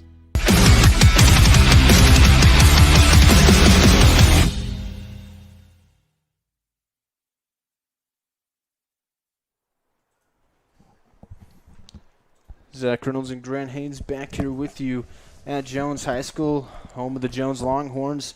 Scrimmage football, Kingfisher and OCS here, and then we'll have Jones and taking on Perkins Tryon here after the conclusion of this scrimmage. They're in our second half of it, 6:34 left, and Kingfisher's up 10-0. You can see right now that Jones is heading out of their locker room. They're getting ready to take the field after this first scrimmage concludes. Yep, looks like they got the green tops on with the white bottoms. It's a great look. Got some new logos up on the helmet. Got the white helmets with the green stripe and a green and white Longhorn on the side, so I think that's a pretty sharp look. So the kickoff down there, and it'll be OCS coming back on offense with 6:34 left, trying to build upon this scrimmage. They've gotten close, at least once. They got all the way down to about the 5-yard line their last time on offense, but got stuffed at the goal. And Kingfisher took over, had a very long drive, took up half of this half here, and was able to get 3 points on the board. Yeah, I think the size of Kingfisher is kind of starting to wear down OCS just a little bit. I think the offense and defensive line of Kingfisher has been able to get a little bit of a push, penetrate through OCS's offensive line. I'm kind of intrigued to see what OCS does here. It wouldn't surprise me if they keep on trying to go empty, spread it out, get it out to some of their playmakers. But you can tell that Kingfisher's size is starting to wear down OCS. OCS will start their drive from their own 35-yard line here. Man in motion, that's number 99. Looks like he'll play a little fullback type action. He'll take the handoff. No, it's fake. Quarterback keeps now, pitches around the edge of number 4. He breaks off one tackle, still on his feet. Now here's 3 or 4 Kingfisher defenders trying to bring him down, and he worked hard there to gain 1 or 2 yards. Yeah, so OCS is trying a different way to kind of get the ball outside, running what they call counter option. So they ran counter with 99, trying to get him up in there, and they're going to read a defensive end from Kingfisher, okay, and always try to make him wrong. Well, Kingfisher linebackers and defensive backs came up and played the option really well. Good play design by OCS, but Kingfisher made an even better play. So it'll be 2nd and 8, 2 yards gained on that play. That was hard work by number 4 for OCS to gain those 2 yards after it looked like he'd be in the backfield and down. Empty set here. The quarterback, 16, looks like fires on a slant, and it's out of the hands of the intended receiver, number 18. Yeah, you can see number 5 for Kingfisher starting to get a little bit of pressure on OCS in the back end. I'll say it again, size will win a lot of times, and so looks like Kingfisher's starting to wear out OCS up front. 2 defenses have done well in this game. Each defense has a takeaway. First play of the scrimmage, OCS got a forced fumble and recovered it, and then at one point, Kingfisher had a nice interception that started their touchdown drive that they had earlier. They lead 10-0 here, 5:22 left. A lot of time for the quarterback. Now he has to roll out, and has nowhere to go. Yeah. Staying with man in the back end, and I think OCS is trying to throw some deep routes in it right now, trying to see if Kingfisher's falling asleep. OCS does a good job of attacking sideline to sideline, and they tried with the deep shot right there, and Kingfisher didn't fall asleep. They did a good job playing that. So it'll be 4th down and 15. Looks like I thought they might try a punt here. Now they're shifting the players on and off a little bit. Yeah, it looks like they'll bring deep snapper on, a punter on, and they'll have Kingfisher step off and see where he can punt this ball to. Looks like the quarterback will also do the punting for Kingfisher, multi-talented. And we've seen him be able to run a little bit. He's got a good arm. Now we'll see the leg. As a defensive guy, that's the one thing that always scares you. Wow, that was a good punt. A quarterback that can punt always kind of scares you just because he can run, he can throw, and so you don't want to ever bring a whole lot of pressure against that because he can always make you pay for it. So OCS, I think, has got a little bit of a weapon. I think that's something that Jones will have to pay close attention to when they meet up later on in the season. Yeah, and again, we will have Jones here in just a little while after this scrimmage ends. It'll be Jones and Perkins Tryon in a 2-half scrimmage like this one has been. 4:09 left in the second half of this one. 10-0 lead for Kingfisher, who just got the ball back. And Jones starting to warm up on the left side end zone. Looking forward to seeing them in action here before their 0-week matchup against Luther next Thursday, August 29th. We'll have that for you here on the Oklahoma Sports Network. Kingfisher takes the snap. Quarterback number 1 looks, fires, and has a guy on the right side. They'll have the first down and a little bit more. Drags a couple of defenders across the 50 to around the 48-yard line. Yeah, Kingfisher kind of taking advantage of OCS playing man. OCS is playing pretty loose man. Anytime that Kingfisher drives off the ball, that corner or safety is going to drop pretty deep. And they're just setting it down at about 7-8 yards, catch it, go for about 9-10. Kingfisher has had quite the effective passing offense here today. They've been stuffed a couple of times on the run, but the pass has been there for them multiple times. Yeah, and as you can see here, empty formation, OCS is kind of adjusting. They're moving their outside linebackers out to cover. This one swung out to the running back. He'll juke one defender and keep going. He's near first down as well. And it looks like we got another flag here. Going to be a holding call. Tough call. Like I said, have good play. Come back from holding or blocking the back. It's tough. We've seen Kingfisher, both sides have trying out a couple of different offensive styles. We even saw OCS run an option play, but Kingfisher going back to what's been their bread and butter today with that play right there where you start, 5 out, empty backfield, then you motion somebody in. That time they tried to motion out to that running back and had a nice play. It just got brought back. Absolutely, and I think you see that a lot, especially now in high school. It's easy to see is a team in man, is a team in zone when you motion someone. And so you're going to start seeing a lot more teams motion to try to see what's going on. Empty backfield again here. No motion man. The quarterback takes the snap. Has some time. Fires deep down the right side of the field. And that one is almost brought in but knocked away. Double coverage that time. And we got a penalty right there where it happened. We'll see if this is pass interference. Based on the reaction of the OCS defenders, it might be. Yeah. It's one of those things where you throw it deep. Sometimes your quarterback doesn't put it right on the dot. You kind of hope for a PI call, and it looks like Kingfisher got lucky with that one.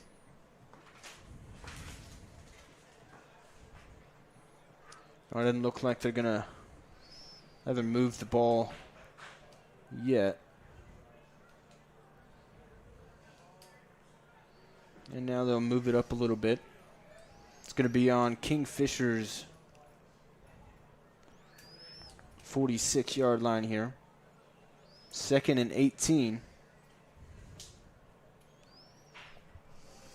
Kingfisher quarterback takes the snap, fires to the right side, has a man caught but brought down for a short game. Good defense that time. DB immediately able to bring him down. Yep, same thing. Running about a 10 to 8 yard hitch, setting down, quick pitch and catch, and catch it, try to see what you can get. Cornerback made a better job of coming down and hitting him as soon as he caught the ball. Receiver made a good job of just holding on to it. They're able to get some of it back there. They go from 2nd and 18 to 3rd and 7, certainly more manageable. We've seen them go from 2nd and 23 all the way down to the 1-yard line, though. So we'll see what they dial up this time for 3rd and 7. Empty backfield. Kingfisher takes the snap. Quarterback looks left, has a man, and he is brought down. Looks like he's going to be just a couple yards short of the first down. It's number 7 on the catch. We've seen him take snaps and run with it, and that time he's bringing in a catch. Yeah, he seems like a guy that kind of go and play a multitude of different spots. Ran a little drag right there. Got him a good 3 to 4 yards as a little check down option. It's 4th and 1 now at the 39-yard line in OCS territory now. So looks like they'll go for it here. Minute 35 about left here in the scrimmage for Kingfisher and OCS. Yep. Kingfisher up 10-0. Pressure coming off the edge. Kingfisher rolls out right, fires, and that pass is incomplete. But we do have a flag on the play. Looks like outside linebacker down here close to us on the boundary jumped off right before the snap.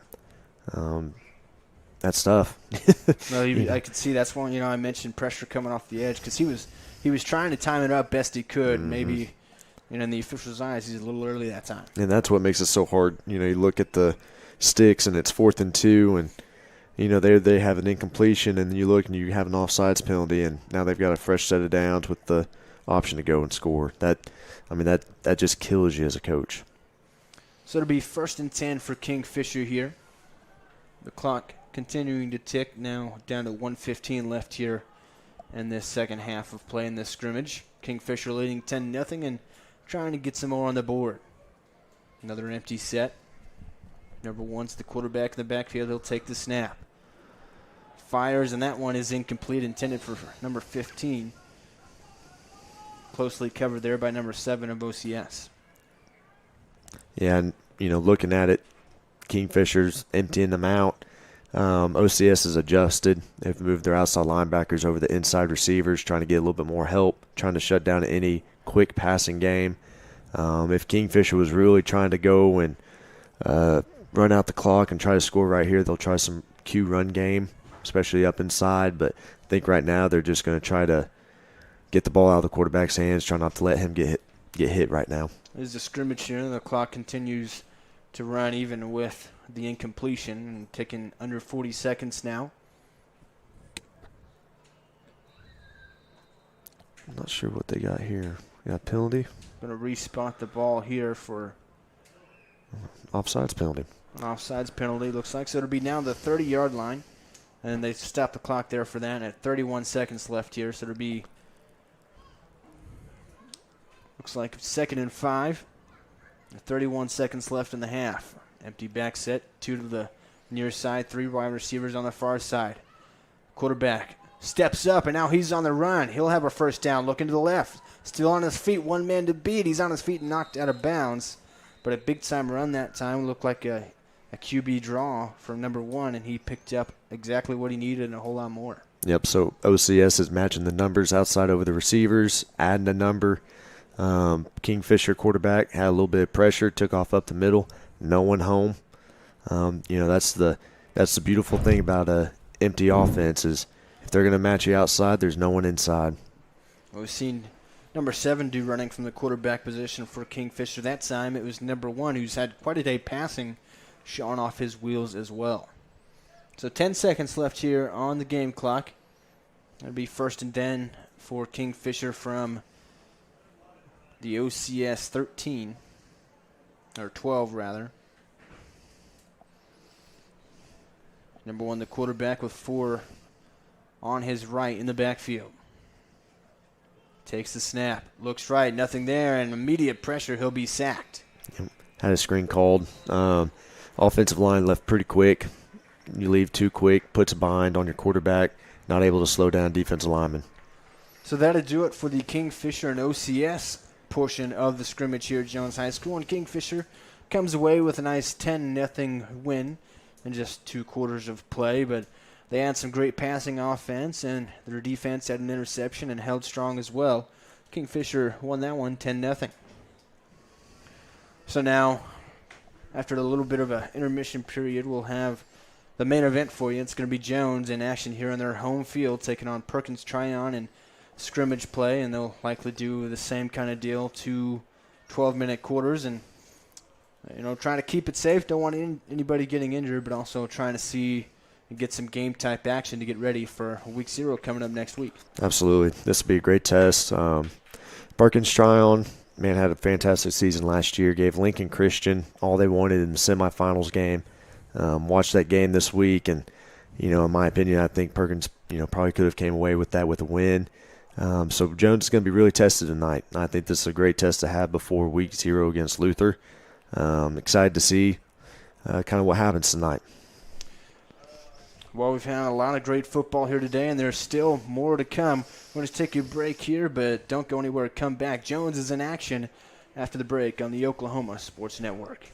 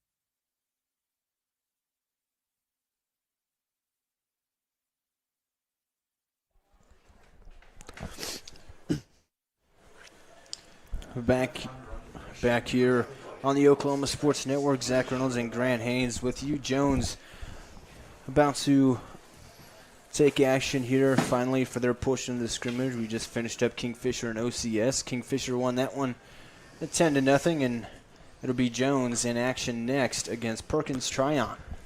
Yep, pretty good test right here. Starting out on offense. Looks like we'll have trips up top. Try to see what Perkins will line up as.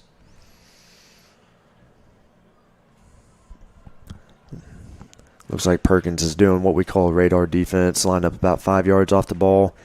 As soon as the cadence starts, they'll start moving up, and you'll get blitzes from all different directions. It can be tough. It's a lot of eye candy. It can confuse you. But like anything else, as long as you stay gap sound up front, you'll be just fine. And so look for Jones to go a lot of gap scheme here. Look for him, the full slide on protection. So we'll kind of see what Perkins does here. See what they do in the back end as well. Looks like DeBusk, I believe, in the backfield as the running back here to start things out.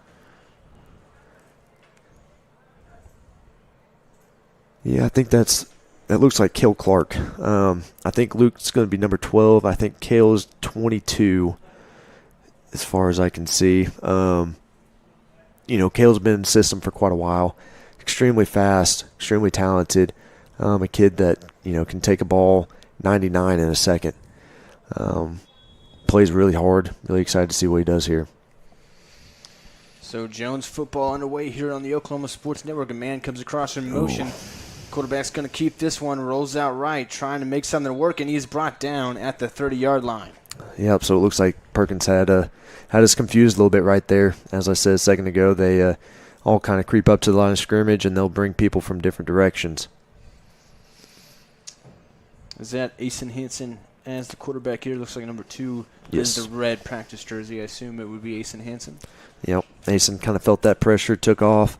Like I said, he's pretty special with the ball. So Clark behind Hansen here. 2 receivers at the top, 1 on the near side. Hansen looks right now. He's on the run, cuts up, and he's going to be brought down just across the 30 again. Not a lot of room there either. Yep, so what we're seeing from Perkins here is what they call a bear front. Give us 5 defensive linemen down, give us 1 middle linebacker. So they give you 6 in the box. What we're seeing from Jones is trying to run a little bit gap scheme, a little bit counter.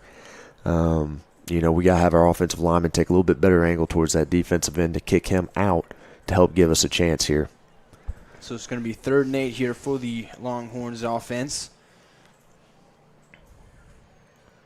Big Riley Ellison, tight end in the slot there.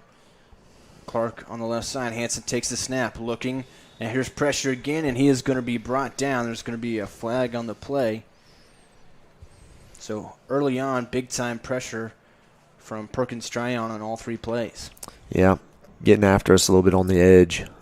Defensive ends are extremely quick twitched, running really hard upfield, making it tough on our tackles, and flushing Asen to try to go underneath it, and they have pretty good linebackers that are sitting right there ready for him to come up. So with 4th down, looks like they'll set up for a punt. Right now, both the whole special teams that are out there, or in the scrimmage earlier, it was just the kickers and the returners. Yep, looks like Creighton Jones the punt.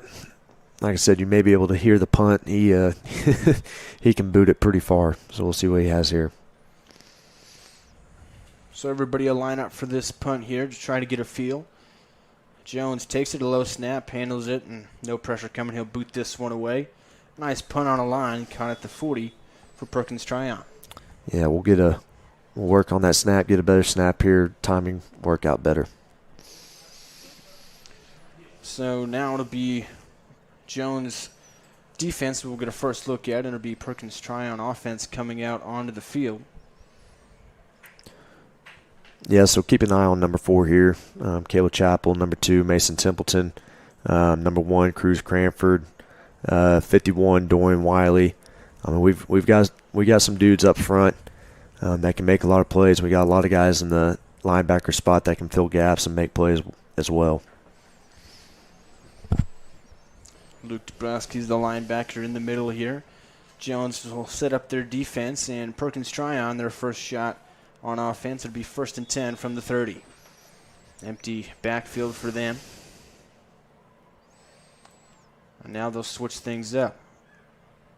Switch the formation. Now they've got 3 guys back there in the backfield. See what Jones does here. Quarterback takes the snap, hands off. On the outside, it's 26, and he will be up for about a 4-yard gain and brought down. Yeah, watching film of Perkins last year, he was a guy that they wanted to get the ball to, number 26. Really good player, really explosive. A kid that really makes opposing defenses struggle to tackle. So that was something we had talked about in the earlier scrimmage about how they set up in an empty backfield, try to get a look at the defense, and then they switch to the formation they're actually going to run there. Yep, and it makes it tough as a defensive coordinator because you have to make checks. You have to, line up first. As you can see right here, they're trying to line up, and then Perkins is going to switch into something else possibly, and then you're having to change again. This one thrown out wide, trying to set up a screen. The receiver breaks one tackle, breaks another. He's across for a first down before he's hammered down. Yep. Broke a couple of tackles that time. Need to clean up our angles a little bit. We're flying to the football. Just got to take better angles, fit up on the ball. Looked like maybe an RPO that time from Perkins Tryon. Faked the handoff, swung it out wide. Absolutely. They can see our alignment, trying to take advantage of it. 2 men in the backfield here for Perkins Tryon. They'll snap it, handoff. They'll blow it dead, though. They had Jones Longhorn jump across the line there on the far side. Yep, something got to clean up.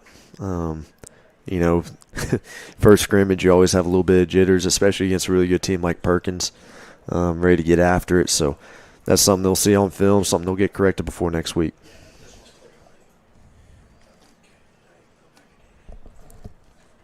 So it's 1st and 10 here for Perkins Tryon, number 7 across the formation. Jones switching their defense out a little bit. A handoff here, running to the right side. Number 4 spins away, but he will be brought down for a loss. Spun away from the first tackler, but Jones rallied to the ball that time. Yeah, that was a great job pursuit on the second level and third level. When you have linebackers that fit downhill and you have a safety, 2 safeties that'll fit downhill, it makes life a whole lot easier. Perkins tried to have Jones outflanked over here to the field, and they did a great job rallying to the football.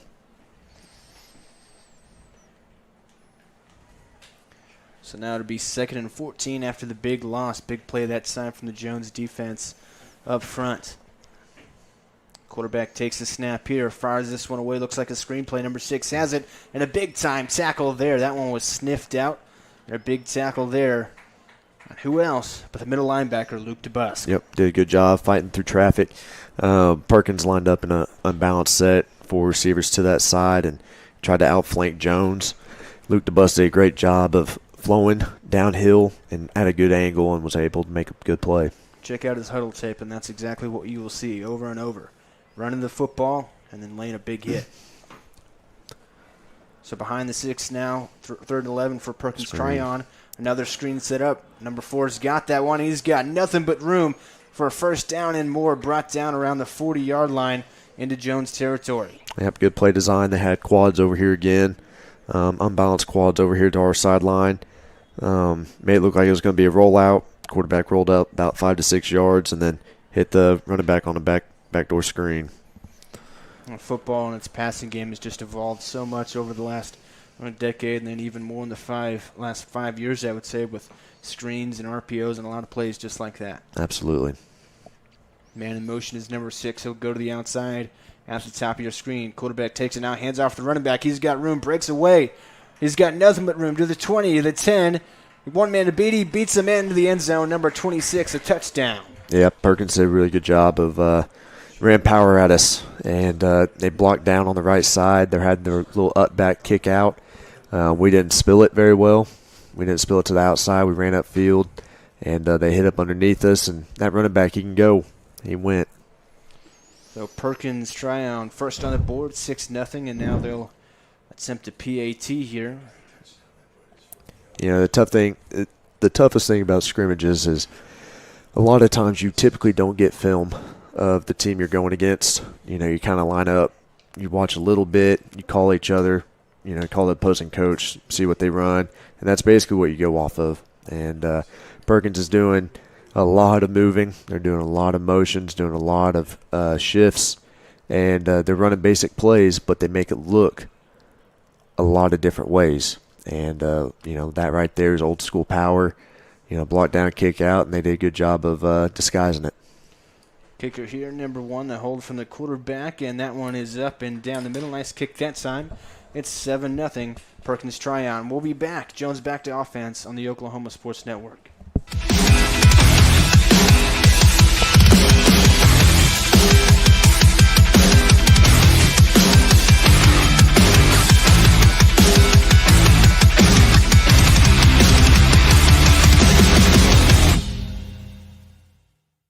College is more than just going to class.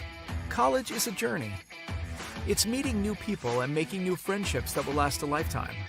It's learning from professors who care about you and your success. And finding out it can be really fun and rewarding. It's discovering that thing you want to do for the rest of your life. Cameron University is all about helping you grow and succeed.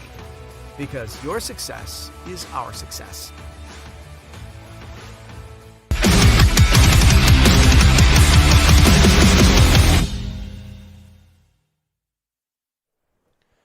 Jones back on offense here. They're going with a run to the outside, and not much of a gain that time. Perkins try on defense, still stifling the run. Yeah, and, you know, Jones's MO, try to get the ball out quick, try to get sideline to sideline like what we see with the previous 2 teams. And Perkins are sitting at about 5 to 10 yards deep. When they see the ball come out, they're flying downhill, so they're doing a good job of rallying to the football. Perkins try on got on the board moments ago, 7-0 with a big-time touchdown run from number 26. Went a long way for it.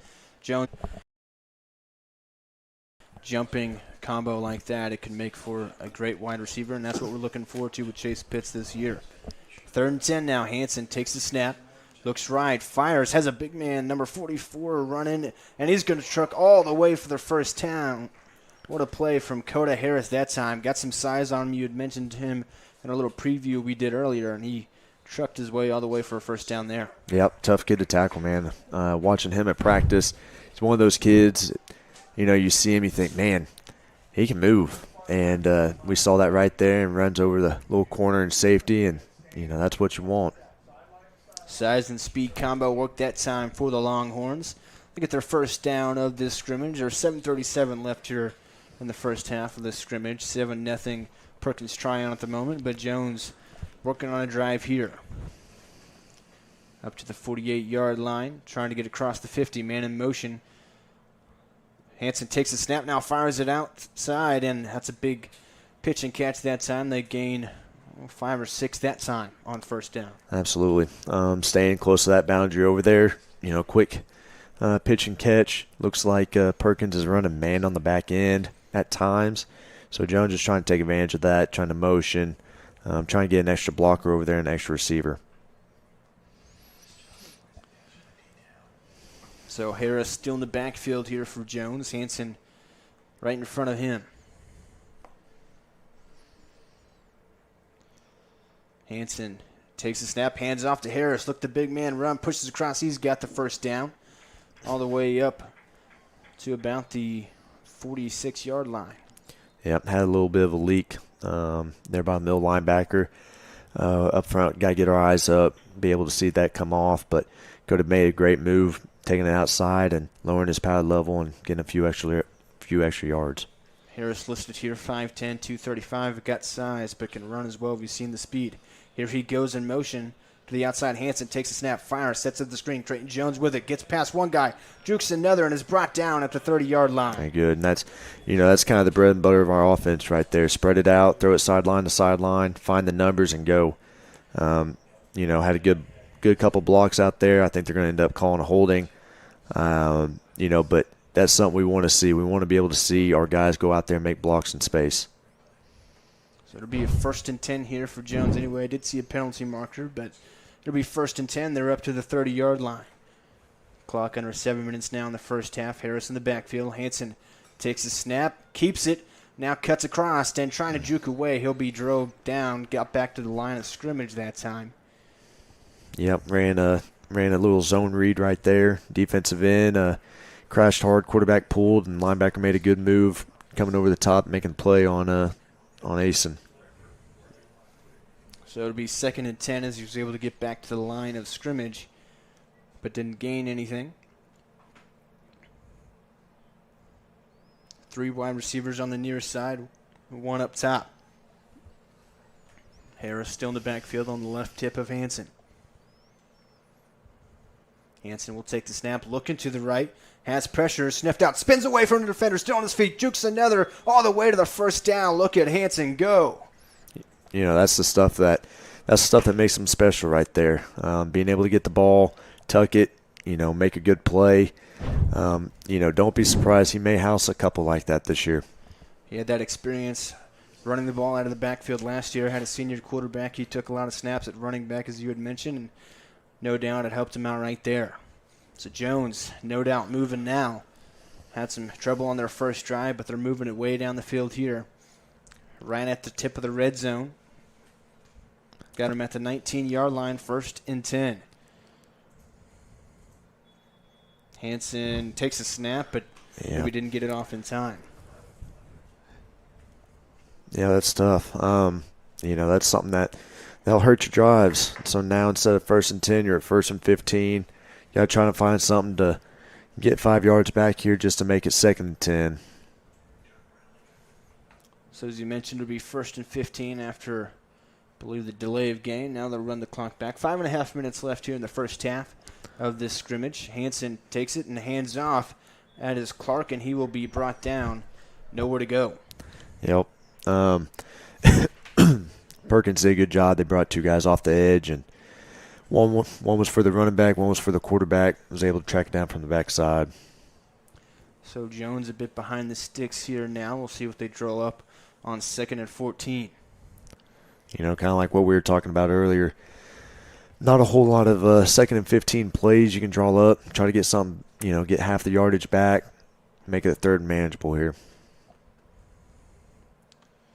Running back in motion, that's Clark. So now it's an empty set. Hansen takes a look right now, turns back left. Has Creighton Jones. Jukes that one defender. Ooh, but he got him by the shoestrings to bring him down. Yep, we had a little screen up top, faked the screen, throw the tunnel screen down here to Creighton, and didn't get it blocked there on the corner, and corner was able to get him right by the shoestrings. We'll get that cleaned up here pretty quick. So Templeton checks out now. It'll be Clark in the backfield with Hansen. Pitts, your receiver up top. Next to him is Ellefson. Here on the near side, we've got Hardiman in the slot and Jones on the outside. Hansen takes a low snap, looks right, fires this one. He's got Ellefson into the end zone, but he just overthrows him a bit.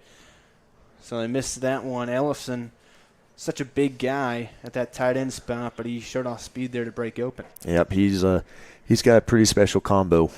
There's a reason why there's a lot of big-time Division I, Division II schools looking at him. Being 6'6", about 230 pounds, and being able to run the way he can and block the way he can really makes him a special player. And I think, looking at his size and his speed, it'll help Jones out quite a bit this year. 4th and 14 from the 23. Jones is going for it here in this scrimmage setting. Hansen takes a snap, immediate pressure, rolls out left, trying to break away.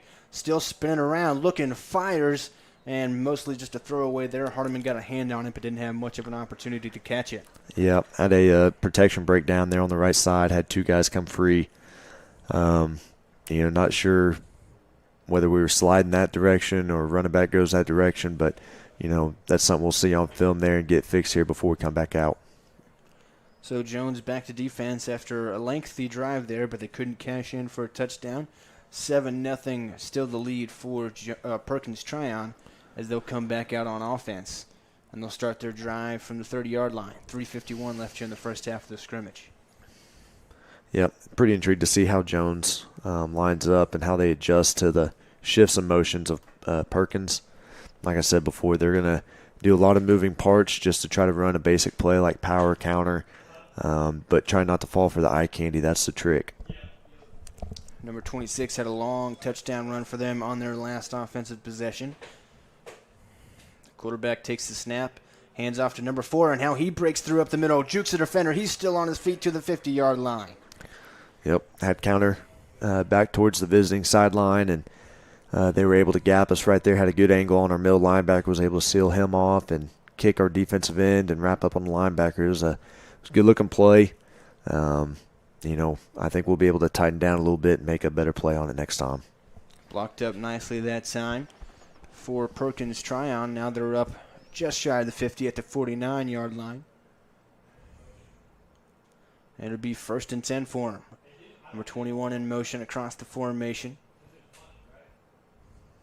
Now he'll set up in the slot. Quarterback takes the handoff. Now fires over the middle. That one's tipped away and out of the hands of number 13. Really good pressure there by defensive end, Cruz Cranford. Came around the left end, made the quarterback get rid of it pretty quickly. If the quarterback had about another half second longer, he may have been able to hit that receiver, but Cruz Cranford did a great job of getting in his face and making him throw it early. Jones trying to increase the pressure here. They've let up a couple of big runs, but that time pressured the quarterback. It'll be 2nd and 10 now for Perkins Tryon. 26 back in the backfield for them on the left hip of the quarterback. 21 across the formation in motion to the slot. Quarterback takes the snap, fakes the handoff, rolls out to the left.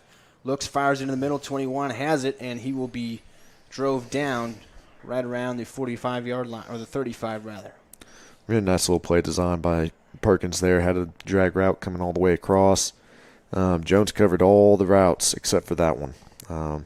As a defense, that's tough to try to look backside like that and cover that coming across the field. But, credit to Perkins for making a good play on that.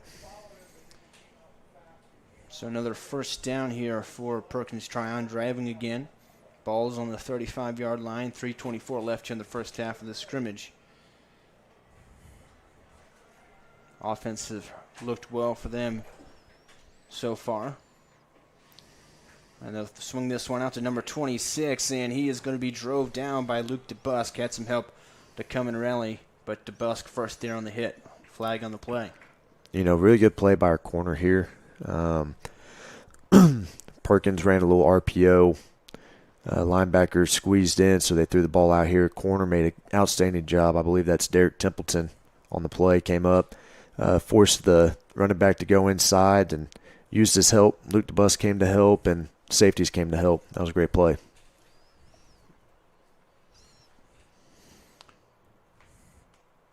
So now, after a good defensive stop that time for Jones, it'll be a handoff to number 4, trying to follow his blockers, and DeBusk again in there on the tackle. A nice gain, though, for Perkins Tryon. Yeah, Perkins running what they call buck sweep. They pull both guards outside, try to get the ball outside real quick, try to see, get as many people out there as you possibly can. Did a nice job. So it'll be, it's showing 2nd and 10 on the scoreboard. Now 2nd and 4. And that's more like it. The quarterback hands off to number 4. He's up the middle, and he's going to have the first down. He'll be drove down across the 30 and the 25, right around the 24-yard line. Kind of like what I mentioned before, give you a bunch of different formations just to run the same play. So they ran the same exact play just to the other side in a completely different formation to give you a completely different look. Jones was able to stop it for about a 3 to 4 yard gain, but Bergen's still able to get a first down off of it. So 1st and 10 for Perkins Tryon from the 24-yard line. The quarterback takes it, will look to throw, fires into the middle, and that one off to the left of the intended receiver. A little miscommunication looked like that time. Yep, throws a little bit behind him. I think it kind of caught off Carlos off kiltered a little bit. That's the kind of plays you wish we had again. That way we could pick it off and go the other way, but good defense right there, good coverage. Hardeman, another guy I'm looking forward to seeing this season. He's got a nice highlight type as well on offense and defense. He plays safety for Jones here and also wide receiver. Has been in the slot on offense. Absolutely. Quarterback takes a snap, hands off to 26. He's up the middle and still pushing along. He'll be brought down by a gang of Longhorns that time. Yep. It takes a lot to bring him down. It does. It does. Like I said, the kid is extremely explosive. Runs with his pads underneath him. He doesn't look like the biggest kid in the world, but, man, he brings a punch when he comes. So Jones here a chance to get their defense off the field. 3rd down and 7 after a nice run stop that time.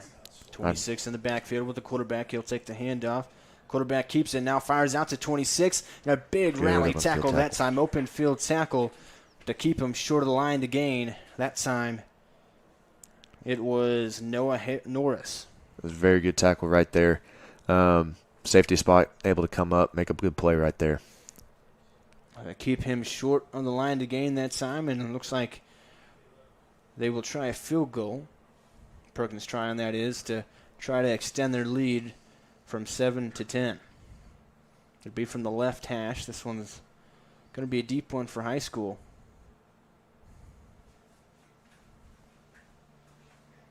About a 28-yarder.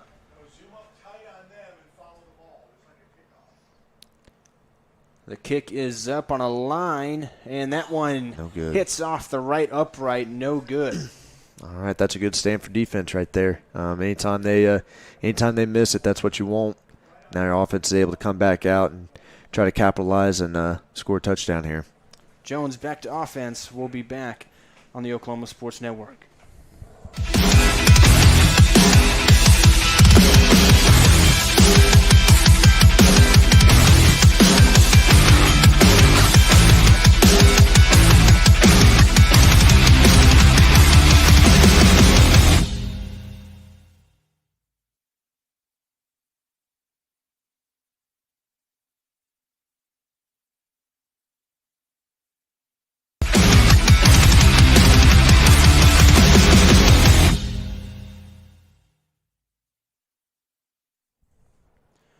Zach Reynolds and Grant Haynes back here with you at the home of the Jones Longhorns. And they're back on offense. Hansen takes a snap and another pressure immediately, spins away, trying to get back to the line of scrimmage. Looks like he did. But again, I should say, pressure from the Perkins Tryon defense forcing Hansen out. Yeah, Perkins doing a few, little things on defense that's giving our offensive line a little bit of trouble. Nothing major. I know their radar defense, where they all stand up and bring pressure at, different spots. It's tough for an offensive line because your eyes are at completely different spots. 49 seconds left here in this first half of this scrimmage. 7-0 lead for Perkins Tryon. The running back that time moved over to the right side. That's Clark. Hansen took the snap. Pressure again. He'll step up. And they'll blow this one dead. Trying to keep it safe here. Looks like they'll say that he was down. One of the big things, especially for offensive line, offenses in general, is just communication. And I guarantee you, coaches, when they bring the kids to the sideline, you guys have to talk and communicate who's got who.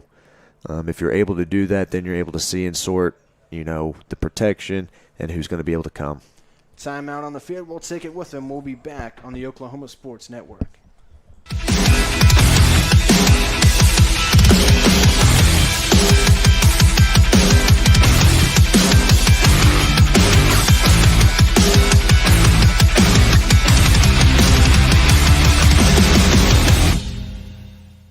College is more than just going to class.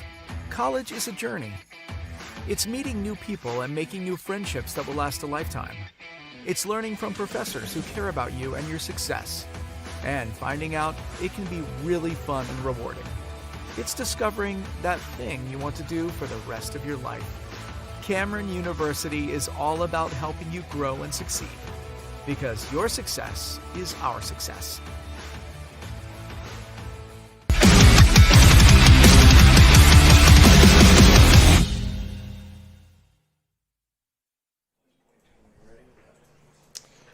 And after the timeout, it'll be 3rd and 5 for the Jones Longhorns. 38 seconds left here in the first half of this scrimmage. They'll play 2 12-minute halves here. And right now, Perkins Tryon up 7-0. Jones trying to get something going on offense. 3rd and 5. Ball at the 35-yard line, trying to get things set up. Looks like it'll be an empty backfield this time.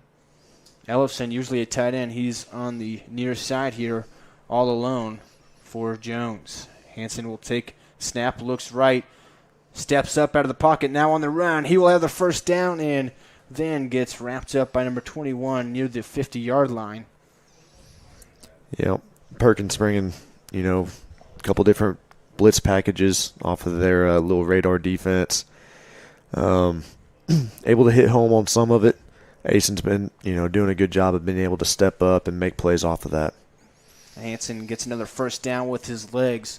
He's been pressured, but with his background being a running back last year, he can use his legs when he needs to. But trying to get something to click with the passing offense, I'm sure. Absolutely, he's got a good feel for the game, understanding pressure and where it's coming from, being able to escape from it.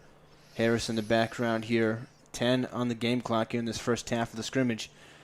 It'll be handoff to Harris. He'll go on the run across the 50. He's still pounding his way through and is eventually brought down, but a big-time run there again from Coda Harris. When we talk about, this defense that we're seeing, 5-2, radar defense, typically one of the best things to attack that is a gap scheme run. So when we talk about gap scheme, counter and power. That's the end of the first half of this scrimmage.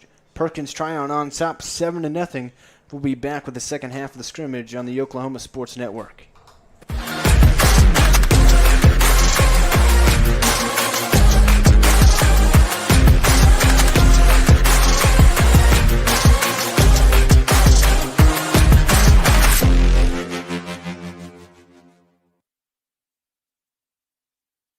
College is more than just going to class.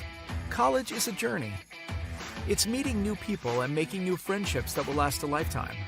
It's learning from professors who care about you and your success. And finding out it can be really fun and rewarding. It's discovering that thing you want to do for the rest of your life. Cameron University is all about helping you grow and succeed, because your success is our success.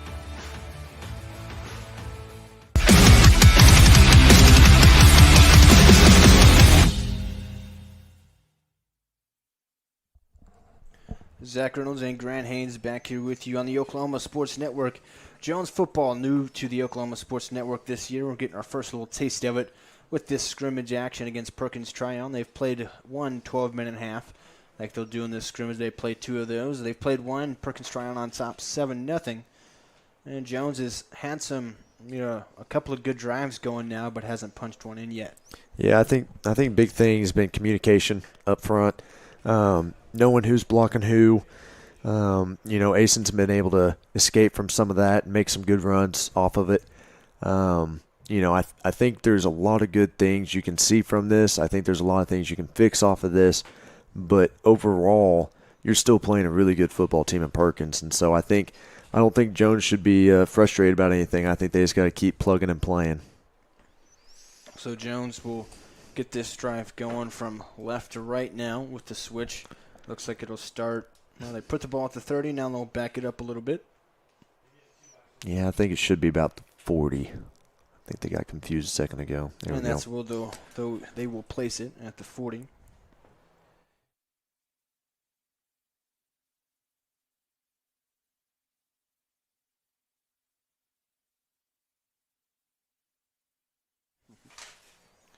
And we're into the second quarter now, and the second quarter is brought to you by Valor. Valor Physical Therapy in Choctaw, offering tailored treatment options to address your discomfort or injury using cutting-edge methods and advanced technological testing. Shoulder, hip, knee, foot, ankle, and cervical pain. Northeast 23rd Street in Choctaw, or on the phone at 405-993-3157. So it'll be 2nd and 7 now for Jones. So looking at, the last play and this play, they're going to try to spread out Perkins, see how they're going to line up, try to get the ball out quick here. Hanson takes a snap, hands off, that one up the gut. And it's a good gain that time. It'll be 3rd and short after that nice run. There we go.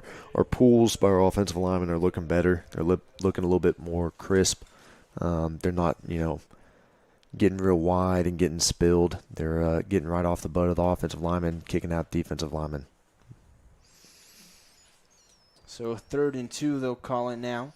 Here from the 32-yard line for Jones, trying to punch across and get a fresh set of downs. Clark in the backfield with Hanson. He'll take the handoff up the gut again. He's got plenty of room. Pushing ahead, still not brought down. And it's going to take 3 or 4, and he never really got brought down, but they stopped his momentum. Nice hard run that time from Kel Clark. When we talk about Kel, we talk about a kid that runs extremely hard, and that play shows it right there. Had a great, run play, what we call a duo. He kept it in that front side, and, man, had a nice big open gap. Good job by the offensive line. So trying to keep it going now on 1st and 10. They've had a lot of good running on this drive. Haven't worked in the pass yet. Harris back into the backfield now. He will take the handoff, and now he'll show off his power. A nice first down run there. Got a couple. Yep, ran counter back, to the visitor side. Perkins did a better job of fitting the gap a little bit better. Looked good there for about a second and a half, and then they were able to close in. Still get about 3 yards on it. It'll be 2nd and 7 here. Harris still in the backfield. Pitts the near receiver. Got a little bit of a jump that time from the line. They'll stick with it and run a play.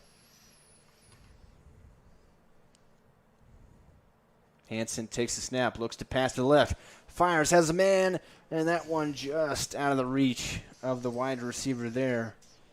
Looks like that is Creighton Jones. Beat his man off the release, but couldn't hook up with Hanson. Yeah, had a great release. That's a ball Ace is going to wish he had back. But, you look at it, you're starting to get Perkins kind of on their heels a little bit. You're able to run the ball a little bit more. When you're able to run the ball a little bit more, it means it's going to open up your pass game. And so, stick with it. Keep the confidence up, and let's get back after it. So on the shotgun here with Harris on his right, Hanson ready for the snap. He's got Pitts on the right side and 3 on the left. Looking left here after the snap. Fires this one up. Has a man. That's Elvison, and he cannot quite bring it down. Tried to jump up and haul that one in for a touchdown.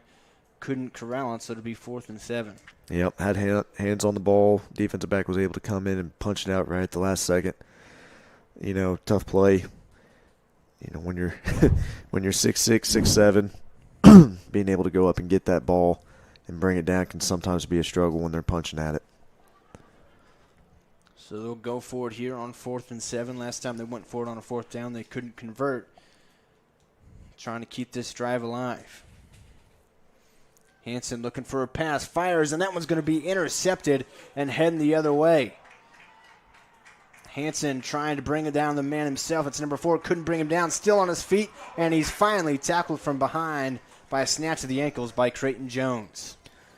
I think that's the running back, that they've had in quite a few times. Really good football player. Looks like we may have thrown it behind the receiver just a little bit. Safety was able to come down and make a play on it.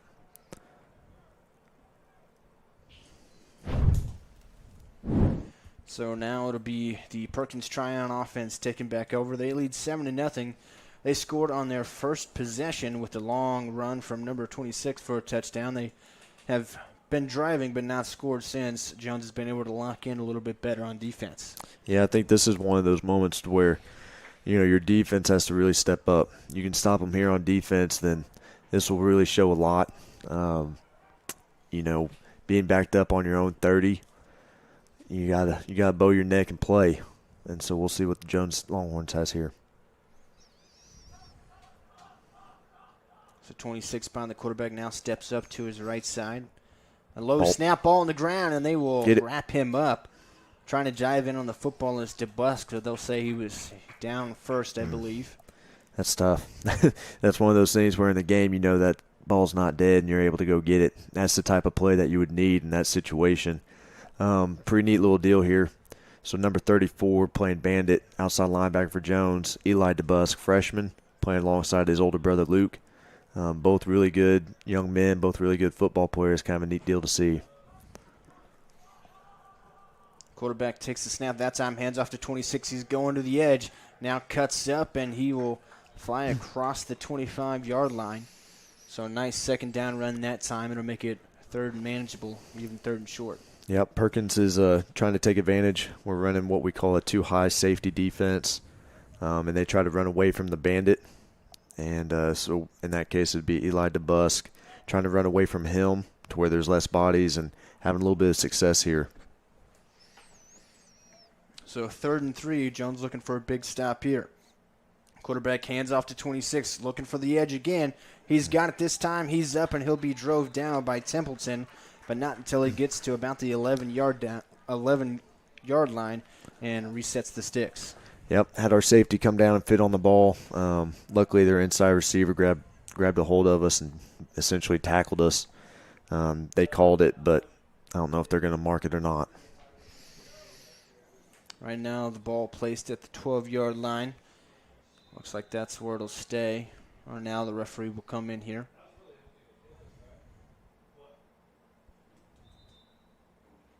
Not sure what that is. Almost looks like the bottom of a cleat. They're trying to clean the field up here, keep things safe. So it'll still be 1st and 10 from the 12-yard line. Quarterback takes the snap, looking to throw, but he is pressured into Busk, brings him down for a sack. From the middle linebacker position, flying in and bringing him down. Yep, Jones brought 6 guys right there, had their 4 defensive linemen come in and brought their 2 inside linebackers and was able to bring quite a bit of pressure. I don't know if I would want to be an offensive lineman trying to pick up Luke DeBusk on the blitz. That's a tough task. So from 1st and 10, now to 2nd and 18 or 19. Big-time loss that time for Perkins Tryon. That'll help out Jones. Screen. Takes the snap, looks right side, overthrows it, and that's off the hands of the defensive back. Jones almost got an interception themselves. Got more pressure that time. We talked earlier about, a team brings a lot of pressure on defense. You'll typically see offenses try to screen them. We see Perkins right there trying to run a little tunnel screen. Luckily, ball was overthrown. If he was able to catch that, he had a lot of open green grass. But luckily, he didn't. So big-time opportunity here for Jones to get back to offense. 3rd and 21. Just got to rally and tackle here. Make sure you don't give up a long first down. Number 6 in motion. Quarterback takes a snap. Looking to the right. Over the middle. Throws this one, and that one is over the head of everybody, and just the Jones defender and the receiver. So a big 3rd down stop there to be 4th and forever, as they like to say, 4th and 21. Yep, safety did a really good job of rolling to the middle of the field, taking away that little seam pass right there. Defensive backs did a good job of matching and running with the receivers. So again, this is a scrimmage setting. More than likely, 4th and 21, regular season game. Might not go for it, maybe try a field goal, but here they're going to go for it in this scrimmage setting. Be an empty backfield. 2 receivers on the near side, 3 on the far side. Quarterback takes a snap, looking toward the right. Now he'll roll out that way, fires across the middle. That one is knocked away. Big-time defense from Jones, and they get a 4th down stop and a turnover on downs. Really good job by Cruz Cranford right there, typically playing defensive end. Put him at inside linebacker, kind of as a dime package. Did a really good job fitting on the wide receiver. Jones is looking to go back on offense and score. We'll be back on the Oklahoma Sports Network.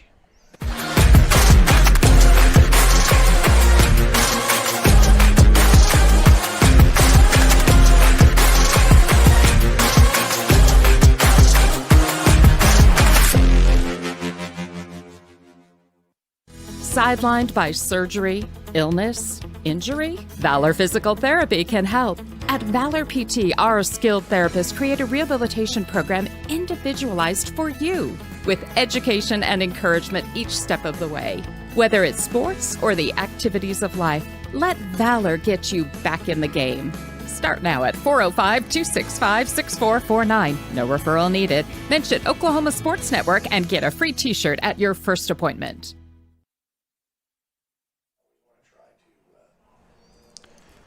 Back here, Jones on offense now, trying to get on the board. They're down 7-0. There's 6:30 to go here in the second half of this scrimmage. Ran a first down play that time, didn't get much, so they're going to still mark it at 2nd and 10. Looks like Harris in the backfield with Hansen. Harris has had a nice day. Hansen takes a look at a pass, fires, and that one's out of the hands of Pitts. Had a tight window that time and got knocked away by the DB. Yeah, when you watch Perkins line up, they have their defensive backs all sitting at about 8 to 10 yards. And at the snap of the ball, that's when they move. Well, as a quarterback, that's tough to read, especially if you haven't done a whole lot of film study on them, like most teams don't for scrimmages. And so coming out here playing against that, it's kind of a tough feat for Ace and Hansen. So Hansen trying to get the Jones offense set up here for a 3rd and 10. Trying to move the chains. 3 wide receivers to the left side up top, 1 to the right. Hansen takes it, looking right. Looks like they're setting up a screen. Harris has it and barrels over 1 defender, but isn't going to get towards the first down marker. He's just shy of the 30. Yeah, had that set up. Looked like their safety was able to come down and make a good play. It's one of those things with those little running back screens. You want to be a little bit slower and hit that a little bit more inside instead of being so out wide. Looks like we're going to get another punt here from Creighton Jones. We're here in the second half of this scrimmage, and the second quarter brought to you by Valor. Valor Physical Therapy in Choctaw, offering tailored treatment options to address your discomfort or injury. Using cutting-edge methods and advanced technological testing, shoulder, hip, knee, foot, ankle, and cervical pain. Northeast 23rd Street in Choctaw, or by phone at 405-993-3157. Jones punts this one away. A high archer. Across the 50, a nice punt that time from Creighton. So they'll switch out the offenses. Perkins trying coming on. We'll be back with more Jones football on the Oklahoma Sports Network.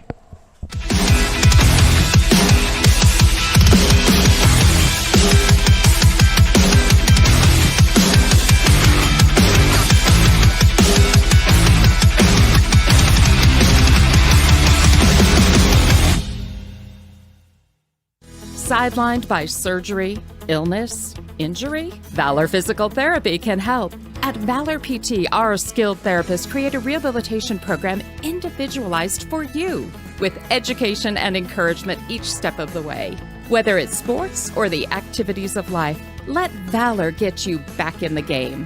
Start now at 405-265-6449. No referral needed. Mention Oklahoma Sports Network and get a free t-shirt at your first appointment.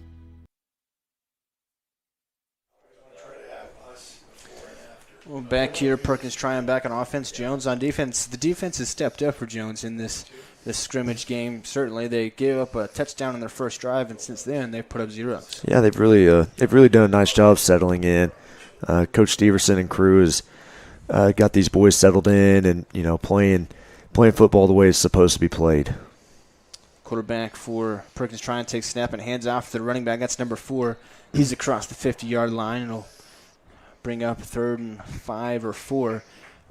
Perkins Tryon, they've got 2 really good running backs. They do. They've had it seems like a string of running backs the last 3 to 4 years that have been really good. Looks like that trend's going to continue. There's a reason why they're one of the top teams in Class 3A. And for Jones defense to come out here and get after them like they are, it really says a lot. 3rd and 4 to go. Quarterback rolls out right, looking downfield. Now the throw back across to number 4, and he will make one guy miss, makes another miss. He's got a first down and more, and is brought down at the 30-yard line. Boy, he is shifty. We have that shift, or we have that sniffed out, but we weren't able to break down and make a tackle. We've got to be able to chop our feet, fit on them, make the tackle. A dual running back threat is something that Jones looks to have as well with both Cale Clark and Coda Harris. We've seen that some in this game. There's this formation again with 3 guys in the backfield. A handoff here, breaks through, and then he'll be drove down by Luke DeBusk, making another tackle there on number 4. Yep, just trying to overload a side and just try to get it straight downhill. They know Jones they're adjusting by their front. And they're letting their linebackers play by depth. And so off of that, they're trying to, just get the ball downhill as fast as they can. Had a lot of football here today at Jones, and still some more left. 3:50 left in this second half. Fakes a handoff, swings outside to number 4, and he'll get through a couple of arm tackles, but is brought down by the Jones defense there short of the line of game. Really good play by Mason Templeton right there at the nickel position. Came up, made the pitch man go back inside, to where all of his help is, and, luckily only made a 1 to 2 yard gain. Nickel corner is a lot more than any other cornerback spot where you've got to get physical in there just as much as some of those outside linebackers. Oh, he's one of the guys that you don't want him hitting you. He'll make you feel it for sure. So 3rd and 4, another 3rd and short for Perkins Tryon. Hand off to 26, and he is wrapped up immediately flying in. There he is, Caleb Chappell. Talked about him before this one, and there he finally shows off his ability to get through the line. When we talk about someone that's explosive, that's what defensively, that's what we need from him every single play, because he does have that special gear to get off the ball and force an offense to play around him. And he did a great job right there blowing up pin and pull / buck sweep. Loss of 5 makes it 4th and 9. Perkins Tryon will go for it here. Quarterback fakes the handoff, now fires over the middle, has a man, and Jones is signaling that he dropped it, but the referee signals catch. It'll be a first down. Tough call. It's one of those plays where he catches it, kind of corrals, and you can't tell if he drops it or not. Being a Jones guy, I wish it would have been a little bit more clear, but good play by the receiver catching it and bringing it down. On first down, it'll be a handoff to 26, and he's dropped in the backfield. Tackle for loss that time. Coda Harris getting involved on defense after he's been so good on offense. Much like Caleb Chappell, being able to get off the ball in that first step helped him tremendously on that play. Beat a down block, follow the pullers, go make a play on the ball. So the Jones defense showing up in the run game here as of late. It'll be 2nd and 10 from the 15. Quarterback immediately rolls out right, has pressure, fires. That one's going to be picked off by Jones. Oh, I think they're going to call sack on him. Oh, that's tough. So they whistled that one dead before the interception.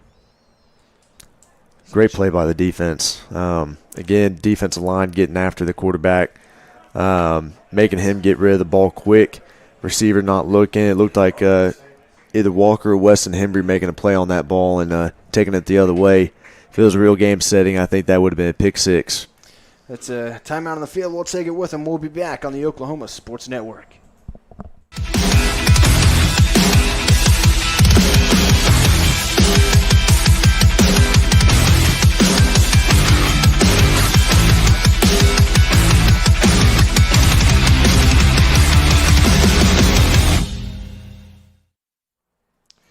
Back here on the Oklahoma Sports Network. So it looks like they're going to count the interception. Obviously, they just didn't let him run it as far as he might. That was Hembry on the pick. So Jones back on offense trying to go down the field in a 2-minute drill. Minute 45 left. Swinging this one outside. Keep it outside. Trying to cut across, and it'll be a short game. That was played nicely on the defensive side by Perkins Trial. In that type of situation, you typically want your receiver to keep it outside, try to get out of bounds in that situation if you can. Okay, that was Hunter Purvis, a young guy enlisted here as a sophomore, trying to help out on this young offense. Yeah, he's a guy that, offensively we've really looked at. Has done a very nice job for us in the spring and the fall. He's going to get a lot of reps. Scrimmage like this is great for him. Hansen takes the snap, trying to move down the field. Fires, has Pitts on the sideline. Now he's got room to run. Cuts across one defender. Breaks a tackle. Still going. Pushing across and drags a defender across the 40. Exactly what Jones needed that time. Good. Good protection up front. Running back made a good block on the defensive end right there. Chase Pitts made a really good hitch. Quarterback threw it to him, and yards after catch, that's what you want. Under a minute on the clock. 58 seconds left here. Got in time this out. second half. We'll have a timeout on the field. We'll take that break with him. Don't go anywhere. We've got a good finish coming. We'll be back on the Oklahoma Sports Network.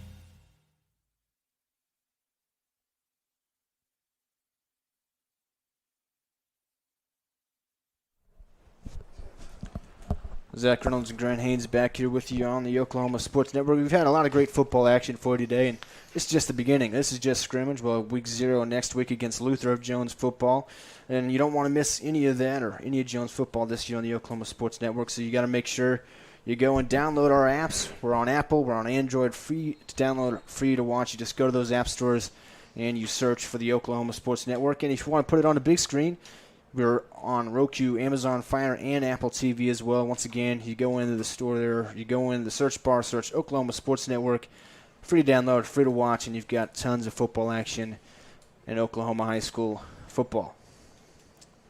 So Jones will continue the drive here after that big catch and run from Chase Pitts. It'll be 1st and 10 with 55 seconds left here in this second half of the scrimmage. Hansen looking to throw again. Looks downfield on the right. He's got Pitts open, and he can't haul it in. He beat his man off the line and jumbled with the catch a little bit.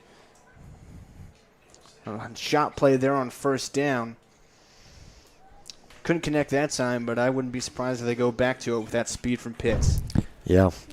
One of those things where I will take my chances with him every time.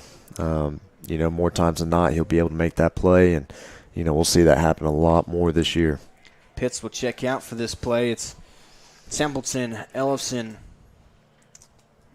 Purvis, and Creighton Jones as the receivers. Here goes Templeton across the formation. Get rid of it. Botch snap. Hansen has it trying to scramble away. They'll blow this one dead. And that was just missed timing there. The center snapped the ball as Templeton was coming across the formation.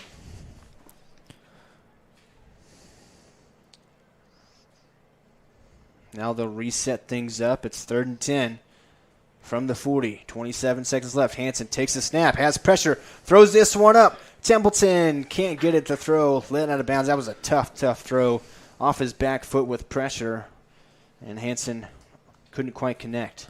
Yeah, we're seeing Perkins, really starting to try to bring pressure again. Having their guys line up about 5 yards in their radar defense and bring pressure from a bunch of different spots, trying to put pressure on Ace and Hansen. And it's tough. It really is. That's what you're going to see in this kind of situation. There's 22 seconds left in the game, so to speak, in this scrimmage. And now on 4th and 10, you pretty much know there's a pass, so that's how the defense is set up. We'll see what they do. Hansen takes the snap, steps up, trying to get away from pressure, and he's brought down. He'll be sacked by number 14 that time. And so they'll switch things out here. We'll see if Perkins Tryon wants to run other plays or if they'll just call this one. And they'll call this one. So in this scrimmage here, Perkins Tryon defeats Jones 7-0. And obviously in a scrimmage setting, final score not necessarily everything you're going to look at. I think we saw some good things to look forward to from Jones football today. Yeah, absolutely. There's a lot of opportunities that were out there on the field that, we can correct. There's a lot of things. What you don't see is you don't see a lot of physical problems. You don't see kids just getting absolutely manhandled. A lot of the things that looked like we struggled at tonight were mental, and the great thing about mental mistakes is you're able to correct them. And so saw quite a few of that tonight, which is good. You'll see that on film tomorrow or Sunday. Correct it, be able to go out there, practice next week, fix it, and get ready for the Luther Lions. A lot of great things from Jones' defense today, and they had a takeaway. They had a lot of run stuffs on 3rd and short situations. They let up a couple of big plays, but when it got down to the nitty-gritty, they really locked in. Yeah, I think early on, it's the whole idea of getting used to seeing the shifts and the formations and the motions. And once you get kind of around all that, you realize that they're running counter, power, zone, and a little bit of buck sweep. Once you kind of understand that and you get in that rhythm and seeing that almost every single play, you're able to make plays on it a lot more. But early on, not seeing it, kind of caught us off guard there for a couple plays. Jones football here on the Oklahoma Sports Network just getting underway with a scrimmage here today. But it really turns up next week. We've got week 0, big-time game against Luther. It's going to be here at Jones, and it's going to be here on the Oklahoma Sports Network. I cannot wait for that, Grant. Absolutely. It's going to be a good time. Make sure you tune in. It's going to be a really good season, and it's going to be a really good game next week. Excited to do it. Let's get after it. No excuse to miss it. We got lots of ways to see us. You can go to oksportsnet.com. You can download us on Apple and Android and the app stores. Search for the Oklahoma Sports Network. You can find us on social media. No matter where you are, wherever you live, we're there too, on Facebook, Instagram, X, TikTok, YouTube, everywhere you can find us. And, of course, you can even put us on the big screen with Roku, Amazon Fire, and Apple TV. Search for the Oklahoma Sports Network. Week 0 next week, Luther at Jones. Jones really makes their debut on the Oklahoma Sports Network. I cannot wait for that. For Grant Haynes, I'm Zach Reynolds. This has been a production of the Oklahoma Sports Network. We'll see you next week for 0 Week.